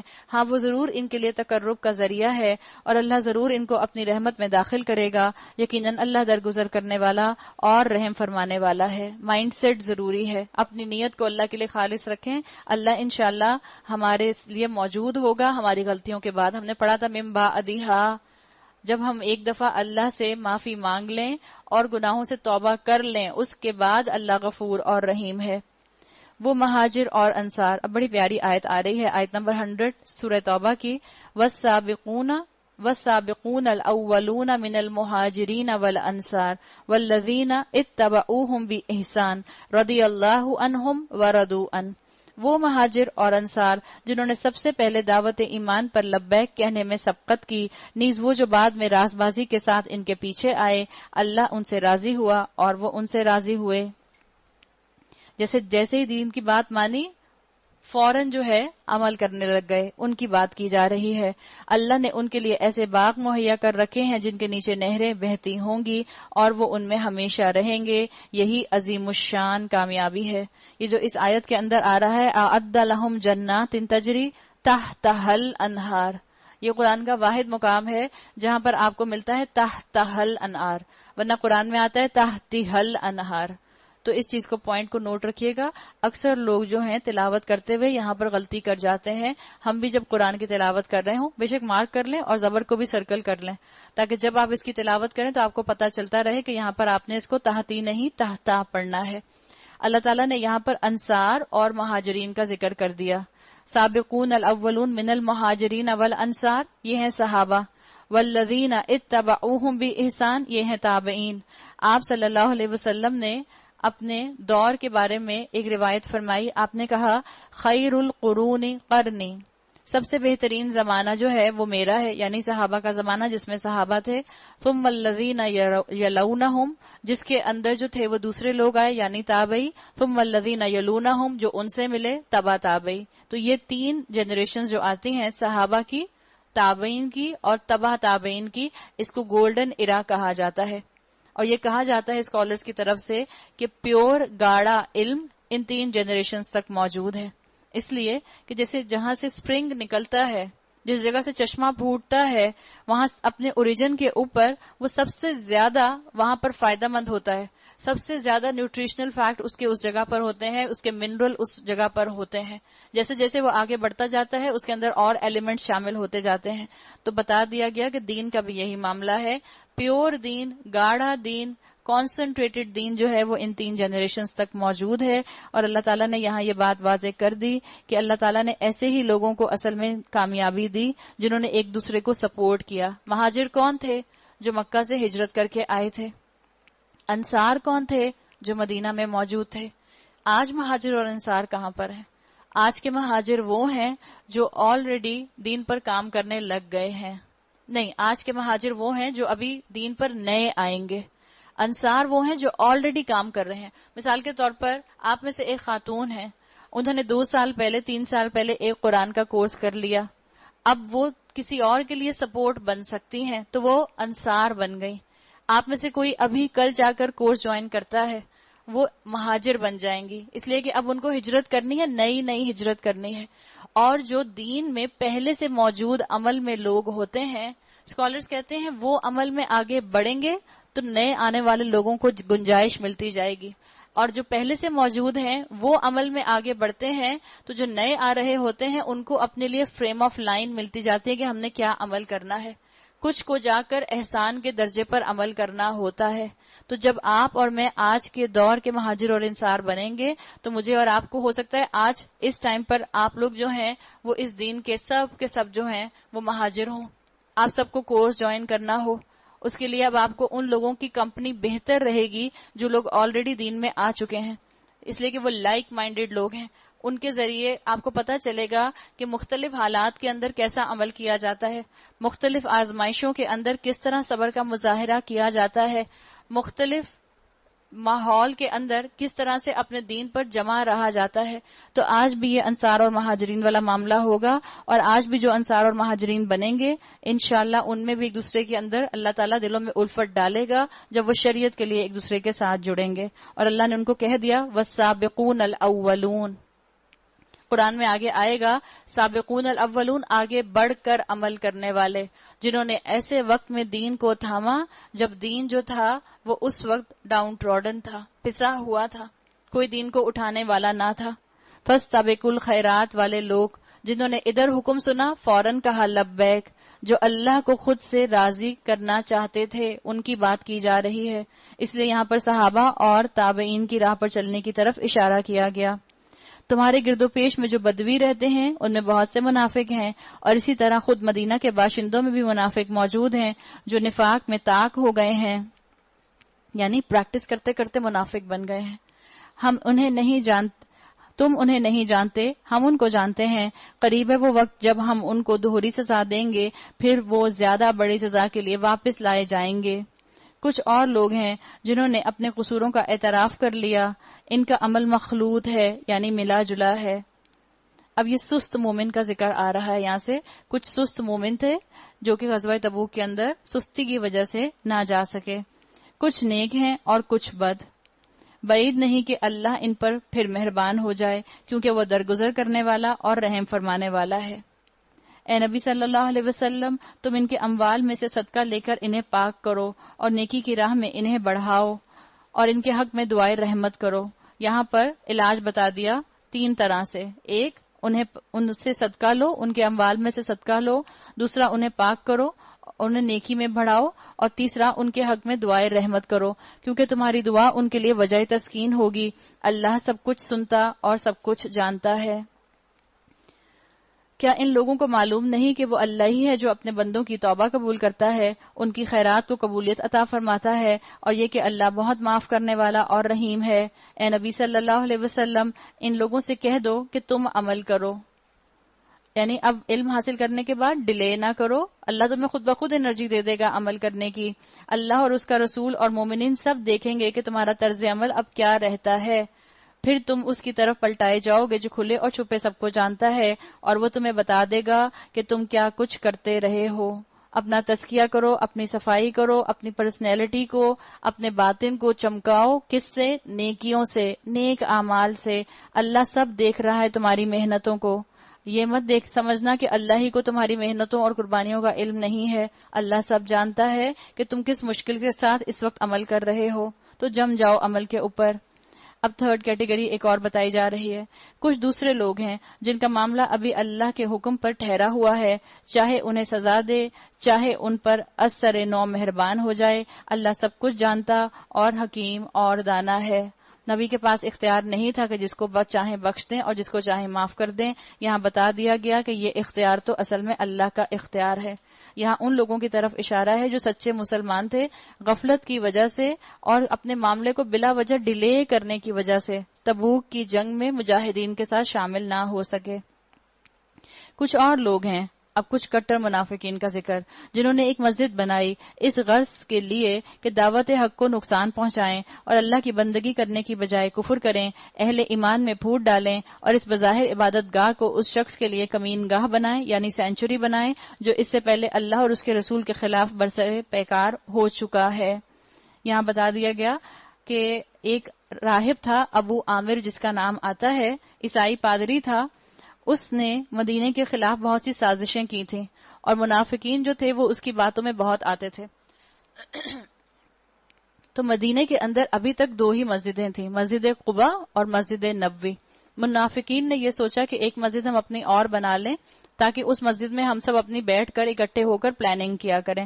مسجد نبی میں تو ان کو ہمت نہیں ہوتی تھی اپنی پلاننگ کرنے کی. وہاں پہ تو ہم سن چکے ہیں، سورہ بقرہ میں آ چکا ہے کہ جب ان کے ساتھ ہوتے ہیں مسلمانوں کے ساتھ تو ان کے ساتھ ان کی باتوں میں ہاں میں ہاں ملاتے ہیں، اور جب اپنے دوستوں میں جاتے ہیں تو کہتے ہو کہ ہم تو تم ہی میں سے ہیں، ہم بے وقوفوں کی طرح تھوڑی ایمان لائیں گے. تو انہی کی بات کی گئی ہے کہ جنہوں نے کوشش کی کہ وہ ایک مسجد بنا کر اس کو سینٹیفائڈ کروا لیں رسول اللہ صلی اللہ علیہ وسلم کے ذریعے. وہ ضرور قسمیں کھا کھا کر کہیں گے کہ ہمارا ارادہ تو بھلائی کے سوا کسی دوسری چیز کا نہ تھا، مگر اللہ گواہ ہے کہ وہ قطعی جھوٹے ہیں. تم ہرگز اس عمارت میں کھڑے نہ ہونا.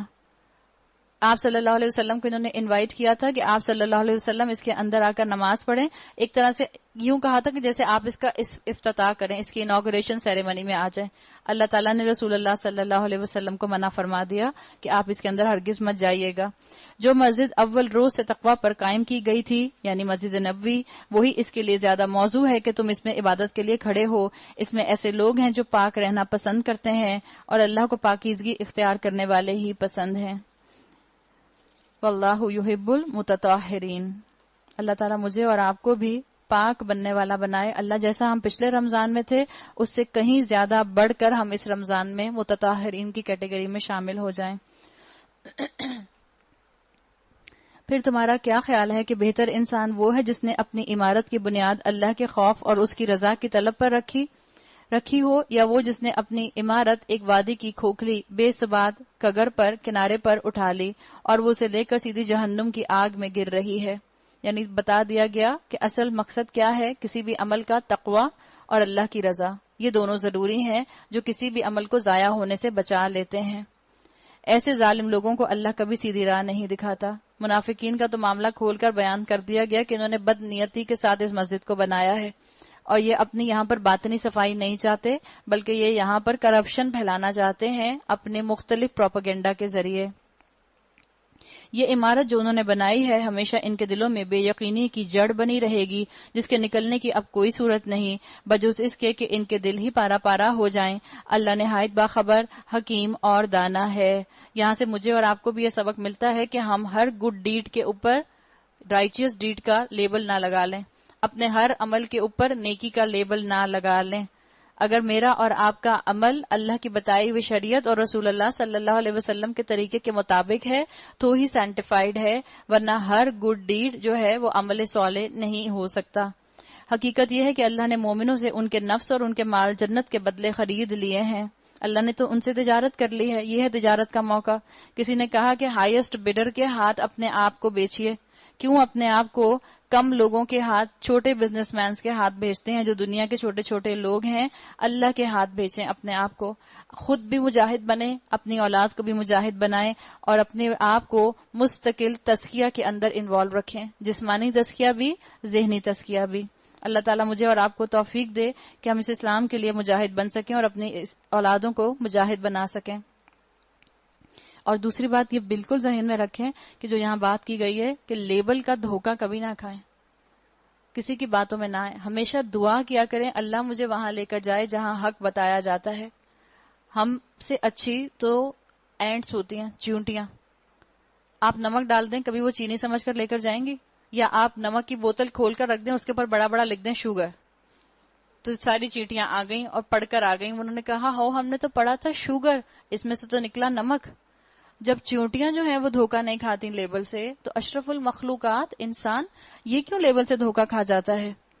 وہ اللہ کی راہ میں لڑتے مارتے اور مرتے ہیں، یعنی قتال کرتے ہیں، تو قتال کرنے کی ضرورت آئے، نوبت آئے تو مسلمان مردوں کو تیار رہنا چاہیے۔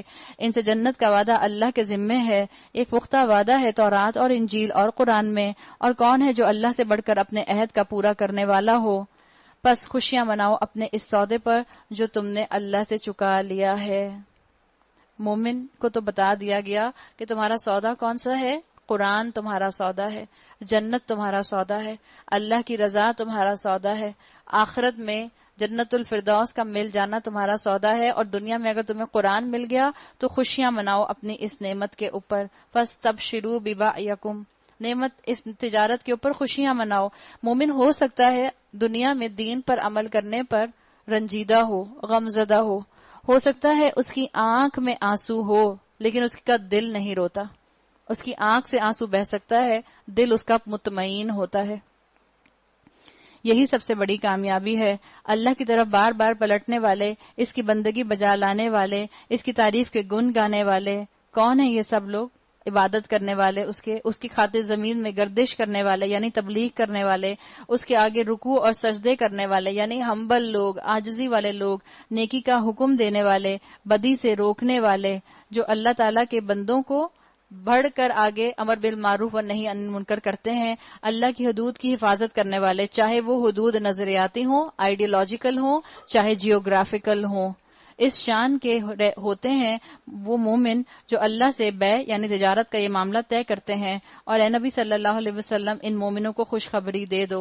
یہاں ان سب کی طرف اشارہ کیا گیا ہے جو معاشرے میں جہاد کرتے ہیں، جو نفس سے جہاد کرتے ہیں، اور جو جیوگرافیکل باؤنڈریز پر جہاد کرتے ہیں، ان سب کو اللہ تعالیٰ نے مومن قرار دیا ہے اور بتا دیا ہے کہ یہ سب چیزیں امپاسبل نہیں ہیں۔ یہ اسلام کا ریئلسٹک ایٹیٹیوڈ ہے کہ اسلام حقیقت بتا دیتا ہے، تم اللہ کے ساتھ کانٹریکٹ کرنے کو تیار تو ہو، تم کانٹریکٹ سائن تو کرو، قرآن کی طرف آؤ تو، عہد و پیمان کرو تو، پھر دیکھو اللہ تعالیٰ کیسے تمہارے لیے دنیا کے اندر اپرچونٹیز لے کر آتا ہے۔ تمہیں جہاد کا موقع ملے گا، اور جب تمہیں جہاد کا موقع ملے تو قدم پیچھے مت ہٹانا، اپنا آگے سے آگے بڑھنے کی کوشش کرنا، اپنے دل کے اندر ایکسیپٹیبلٹی لے کر آنا، اور نیا دین تلاش کرنے کی کوشش نہ کرنا۔ اسی لیے پہلے ہی اوپر بتا دیا تھا کہ لیبل سے دھوکہ نہ کھانا۔ آپ صلی اللہ علیہ وسلم کی حدیث میں آتا ہے من احدث فی امرنا ھذا ما لیس فیہ فہو رد، جس کسی نے ہمارے دین میں کوئی نئی چیز تلاش کی، کوئی نئی چیز بنائی جو کہ دین میں موجود نہیں تھی، تو وہ رد کی ہوئی ہے، وہ ہمارے دین میں ایکسیپٹڈ نہیں ہے، ریجیکٹڈ ہے۔ تو خود سے دین بنانے مت بیٹھ جانا۔ اتنا واضح اللہ تعالیٰ نے قرآن میں خود ساختہ نیکیاں کرنے سے منع فرمایا ہے، اور ہمارے معاشرے میں کتنی خود ساختہ نیکیاں ہیں۔ پھر ہم کہتے ہیں وہ فلاں حدیث سے ثابت ہے، فلاں بزرگ کی حدیث انہوں نے کوٹ کر دی، فلاں مولوی صاحب نے حدیث کوٹ کر دی۔ دیکھیے احادیث کے اندر مختلف کیٹیگریز ہیں۔ اللہ تعالیٰ ہم سب کو موقع دے کہ ہم تھوڑا سا علوم الحدیث کے بارے میں پڑھ سکیں۔ احادیث کے اندر کیٹیگریز ہیں، جو ابھی آپ نے 3 جنریشنز پڑھی، ان 3 جنریشنز کے اندر اگر کہیں پہ چین آف نیریٹر ڈسٹرب نہیں ہوتی تو وہ گولڈن چین، گولڈن سند اس حدیث کی ہوتی ہے، اس کو وہ صحیح کے کیٹیگری پر لے آتے ہیں۔ صحیح مطلب سب سے زیادہ اوتھینٹک احادیث کے اندر جو کیٹیگرائزیشن میں آتی ہیں۔ اگر آپ کے پاس مثال کے طور پر عمل کرنے کے لیے صحیح احادیث موجود ہیں تو ہم کیوں ضعیف احادیث کی طرف جائیں؟ ہم کیوں ضعیف احادیث کا رخ کریں؟ ضعیف احادیث میں چانسز ہے نا، چانس ہے وہاں پر. ضعیف کا مطلب کیا؟ دیکھیں ایک حدیث کے دو حصے ہوتے ہیں. ایک حدیث کو دو حصوں میں ڈیوائڈ کیا جاتا ہے. ایک ہوتا ہے اس کا چین آف نیریٹر، اس کی سند، اور ایک ہوتا ہے آپ صلی اللہ علیہ وسلم سے ریلیٹڈ ٹیکسٹ جس کو متن کہتے ہیں. یہ دونوں چیزیں ہم جو یوزلی آپ کو کلاس میں یا یہاں پر جو میں آپ کو سنا رہی ہوتی ہوں، جیسے میں نے آپ کو بتایا من احدث فی امرنا ھذا ما لیس فیہ فہو رد، یہ متن ہے، اس میں سند نہیں بتائی میں نے آپ کو ابھی. یعنی یہ آپ صلی اللہ علیہ وسلم سے کس نے سنی، پھر ان سے کس نے سنی، پھر ان سے کس نے سنی، پھر ان سے کس نے سنی، اور جن محدث نے اس حدیث کو بیان کیا ہے ان تک کس کے ذریعے پہنچی. اس کو کہتے ہیں چین آف نیریٹر. اگر چین آف نیریٹر کے اندر کوئی ایک انسان بھی ایسا ہو جس کی سمجھ لیں کہ تزکیہ پر یا جس کی علم پر کمی کا کوئی نہ کوئی لیبل لگا ہو، آپ کہتے ہیں ایک ایسا اس کا نیریٹر ہے جو بالکل ساری کوالٹی کے اوپر، پورے سٹینڈرڈ کے اوپر پورا اترتا ہے، اس کو کہتے ہیں ثقہ راوی. ثقہ راوی جو پرفیکٹ چین آف نیریٹر کا اس کے اندر لنک موجود ہے. اگر اس راوی کے اندر، اس نیریٹر کے اندر کوئی ایک چیز بھی کم ہوگی تو اس کا مطلب ہے کہ اب وہ صحیح کی کیٹیگری میں نہیں جا سکتی. تو چانس ہے کہ وہ جو درمیان میں ایک لنک ویک بنا ہے، اس لنک کی وجہ سے یا تو وہ حدیث جو آگے متن بتایا جا رہا ہے ہو سکتا ہے وہ بالکل ٹھیک ہو سکتا ہے اس میں کچھ 19-20 ہو، اس لیے وہ اس کو ضعیف کی کیٹیگری میں ڈال دیتے ہیں. ضعیف کیٹیگری میں ڈالنے کا مقصد کیا ہے؟ متن اپنی جگہ جو پہنچا ہے، 6 مثال کے طور پر لوگ ہیں، مثال کے طور پر یہاں لائن سے 6 لوگ کھڑے ہو جائیں. وہ چائنیز وسپر آپ نے سنا ہوگا نا، میں نے ایک کو بتایا، پھر اس نے ایک کو بتایا، پھر اس نے ایک کو بتایا، پھر اس نے ایک کو بتایا، تو الٹیمیٹلی جو آخر والے نے بات بتائی یا تو وہ ایگزیکٹ بات بتائے گا جو پہلے نے بتائی تھی، یا ہو سکتا ہے وہ اس میں کچھ گڑبڑ کر دے، کہیں درمیان میں کسی نے کوئی لفظ اسکپ کیا ہوگا تو جو آخری 6 بندہ ہوگا وہ بتانے میں کچھ گڑبڑ کر دے گا. تو اسی طرح سے ایسا ہوتا ہے کہ جو متن آتا ہے وہ متن اپنی جگہ ٹھیک ہوتا ہے، جو حدیث کے الفاظ آتے ہیں وہ اپنی جگہ ٹھیک ہوتے ہیں. چین آف نیریٹر کے اندر جو ایک لنک آ رہا ہے وہ ایک کمزور انسان کا ہوتا ہے، اس کے بارے میں کچھ کمی ہوتی ہے، اس کے بارے میں اوتھینٹسٹی نہیں ہوتی کہ یہ انسان جو تھا اس نے درست بات کی یا نہیں. مثال کے طور پر کسی محدث نے ان ایسے انسان کو کوئی ایسا کام کرتے ہوئے دیکھ لیا جو کہ وہ مسلمان سے ایکسپیکٹ نہیں کرتے تھے. آپ نے علم الرجال کا نام سنا ہوگا. علم الرجال یہ ساری سائنس موجود ہے جس میں تمام چین آف نیریٹرز کے اوپر محدثین نے کتابوں کی کتابیں لکھ دی ہیں. کس راوی کی کیا لائف ہسٹری تھی، کیا بایوگرافی تھی، کہاں پیدا ہوئے، کہاں انتقال ہوا، کہاں علم حاصل کیا، کتنے مختلف علاقوں میں زندگی گزاری، کہاں سے انہوں نے حدیث سنی، کس کو انہوں نے سنایا. 100 سے زیادہ انسانوں کے لائف ہسٹری کو بالکل اس طرح سے کھنگال دیا گیا ہے. تو اللہ کے رسول صلی اللہ علیہ وسلم کے جہاں واضح احکامات آپ کو اور مجھے مل جاتے ہیں، جہاں تک شریعت کے احکامات کی بات ہے، کوشش کیجئے کہ آپ صحیح احادیث پر سٹک ہو جائیں، صحیح احادیث کو فالو کریں. کوشش کریں سب جگہوں پر صحیح احادیث کو فالو کریں، لیکن آپ کو عمل کرنے میں خاص طور پر صحیح احادیث کے اوپر ہی آنا ہوگا. جب اللہ کے رسول صلی اللہ علیہ وسلم کی صحیح کلیکشن موجود ہے جس میں کوئی شک نہیں ہے، اور ہمیں پورا اس کا ایمان ہے کہ اللہ تعالیٰ نے جیسے قرآن کی حفاظت کی ہے، سم ہاؤ مور اور لیس اسی طرح رسول اللہ صلی اللہ علیہ وسلم کی احادیث کی حفاظت کی ہے. اس لیے کہ اللہ نے قرآن میں کہا ہے اطیعوا اللہ و اطیعوا الرسول، تو اطیعوا الرسول قرآن میں آیا. قرآن کے اس ایک سٹیٹمنٹ کی حفاظت کیسے ہوگی جب احادیث کی کلیکشن کی حفاظت کر لی جائے گی؟ تو صحیح احادیث اس کیٹیگری پر آتی ہیں جن کو آپ اپنے عمل میں لا سکتے ہیں، اور آپ کو اپنے شرعی احکامات کے اندر صحیح احادیثی کو فالو کرنا چاہیے. اللہ تعالیٰ مجھے اور آپ کو توفیق دے کہ ہم اس کا علم حاصل کریں.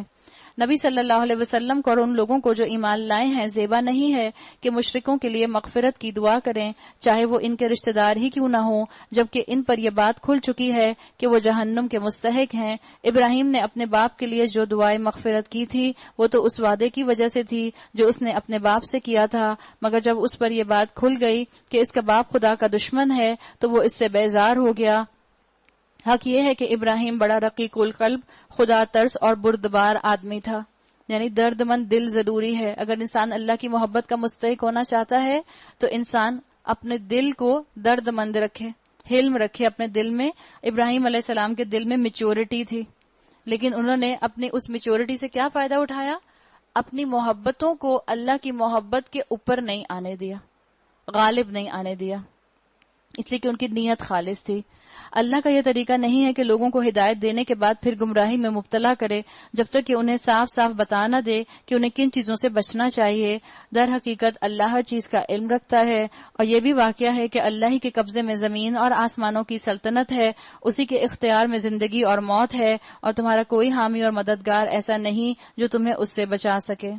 یہاں بتا دیا گیا کہ تمہیں اگر زندگی میں اپنے لیے کوئی سہارا ڈھونڈنا ہے تو وہ سہارا، واحد سہارا اللہ واحد القہار کا ہے، وہی تمہیں زندگی میں سہارا دے گا، اور موت کے بعد بھی اس کی رضا ہی تمہارے لیے سہارے کا باعث بن سکتی ہے۔ اب 3 مخلص صحابہ کا ذکر آئے گا جن کے نام آتے ہیں کعب بن مالک، ہلال بن امیہ اور مرارہ بن ربی۔ یہ سچے مومن تھے، سستی کی وجہ سے یہ نہ نکل سکے تبوک کے لیے جب تبوک کی کال آئی تھی۔ ان میں سے ایک کے لیے آتا ہے کہ ایک نے کہا کہ بہت بڑا لشکر ہے، جب بہت بڑا لشکر ہوتا ہے تو وہ بہت سلو چلتا ہے، آہستہ آہستہ چلتا ہے، ظاہری بات ہے سبوں کو ساتھ لے کر چلنا ہوتا ہے۔ تو انہوں نے سوچا کہ یہ لشکر تو نکل رہا ہے اور ابھی گرمی کا موسم ہے، اچھا یہ وقت ایسا تھا آزمائش کا کہ فصل کھجور کی تیار کھڑی تھی۔ تو یہ جو صحابی تھے انہوں نے سوچا کہ ایسا کرتا ہوں کہ میرے پاس تو بہت اعلیٰ سواری ہے، آج یہ لشکر نکلا ہے، میں کل تیزی سے جا کر اس لشکر کو پکڑ لوں گا اور اس کے ساتھ شامل ہو جاؤں گا۔ کہتے ہیں اگلا دن آیا اور مجھ پر شیطان نے ایک اور سستی کا اٹیک کیا، اس نے کہا کہ نہیں ابھی بھی لشکر بہت آہستہ پہنچا ہوگا، تم اور تیز چل کے اپنی سواری کے ساتھ لشکر کو کیچ کر سکتے ہو اور تم ان میں جوائن کر جانا۔ شیطان نے اگلے دن بھی ان کے ساتھ پھر یہی دھوکہ کیا۔ جب ان کو خیال آیا اس وقت ان کو احساس ہوا کہ اب تو تیسرا دن ہو گیا ہے اور اب میں چاہوں بھی تو میں اس لشکر کو کیش نہیں کر سکتا، اس میں شامل نہیں ہو سکتا۔ پھر اللہ تعالیٰ نے کیا کیا؟ پھر اللہ تعالیٰ نے ایسے ہی تمام تینوں صحابہ کی جو تھی ان کے لیے اعلان برات کیسے کی، ان کے لیے کیسے ان کو معاف کیا۔ ان کے لیے یہ معاملہ ہوا کہ ان کو سزا ایسی دی گئی کہ 50 دن تک ان کے ساتھ معاملہ پوسٹ پون رکھا گیا، ان کے ساتھ کسی نے کلام نہیں کیا۔ ان میں سے ایک صحابی کہتے ہیں کہ ہم بالکل مدینہ میں ایسے رہتے تھے جیسے ہم کسی کو نظر ہی نہیں آتے، لوگ ہم سے بات ہی نہیں کیا کرتے تھے، ہماری طرف دیکھا بھی نہیں کرتے تھے، اس لیے کہ اللہ تعالیٰ نے ان کا معاملہ پینڈنگ رکھا ہوا تھا اور یہ ڈیلے کی وجہ سے ان کا معاملہ ہوا تھا۔ تو عمل میں نیکی میں ڈیلے بھی نہیں کرنا چاہیے، کیا پتا اللہ تعالیٰ موقع ہی نہ دوبارہ دے یا اللہ توفیق ہی چھین لے۔ پوسٹ پون کرنے کی وجہ سے ان کے ساتھ یہ معاملہ ہوا۔ اللہ نے معاف کر دیا نبی صلی اللہ علیہ وسلم کو اور ان مہاجرین اور انصار کو جنہوں نے بڑی تنگی کے وقت میں نبی کا ساتھ دیا، اگرچہ ان میں سے کچھ لوگوں کے دل کجی کی طرف مائل ہو چکے تھے، مگر جب انہوں نے اس کجی کا اتباع نہ کیا بلکہ نبی کا ساتھ دیا تو اللہ نے انہیں معاف کر دیا۔ بے شک اس کا معاملہ ان لوگوں کے ساتھ شفقت اور مہربانی کا ہے، اور ان تینوں کو بھی اس نے معاف کیا جن کے معاملے کو ملتوی کر دیا گیا تھا جب زمین اپنی وسعت کے باوجود ان پر تنگ ہو گئی تھی، یعنی یہ نکلتے اللہ کی راہ میں نکلے نہیں تھے نا، اس لیے زمین ان کی وسعت کے باوجود تنگ ہو گئی تھی اور ان کی اپنی جانیں بھی ان پر بھاری ہو گئی تھیں۔ وہی روایات میں آتا ہے کہ لوگ ان سے بالکل بات نہیں کیا کرتے تھے، یہ بالکل ایسے رہتے تھے کہ جیسے انہوں نے کوئی انویزیبل کپڑے پہنے ہوئے ہیں، لوگ ان کو دیکھ ہی نہیں رہے۔ ایک صحابی کے لیے آتا ہے کہ جب اللہ کے رسول صلی اللہ علیہ وسلم غزوہ تبوک سے واپس آئے اور منافقین ان کے پاس آ کر بہانے بنا رہے تھے تو ان تینوں میں سے بھی ایک صحابی جو تھے وہ اللہ کے رسول کی خدمت میں حاضر ہوئے اور انہوں نے کہا یا رسول اللہ صلی اللہ علیہ وسلم، میں بھی چاہوں تو میری زبان جو ہے وہ جھوٹا بہانہ کر سکتی ہے، مگر میں جانتا ہوں کہ اللہ آپ کے سامنے حقیقت کو کھول دے گا، تو میں صرف سستی کی وجہ سے آپ کے ساتھ نہیں چل پڑا۔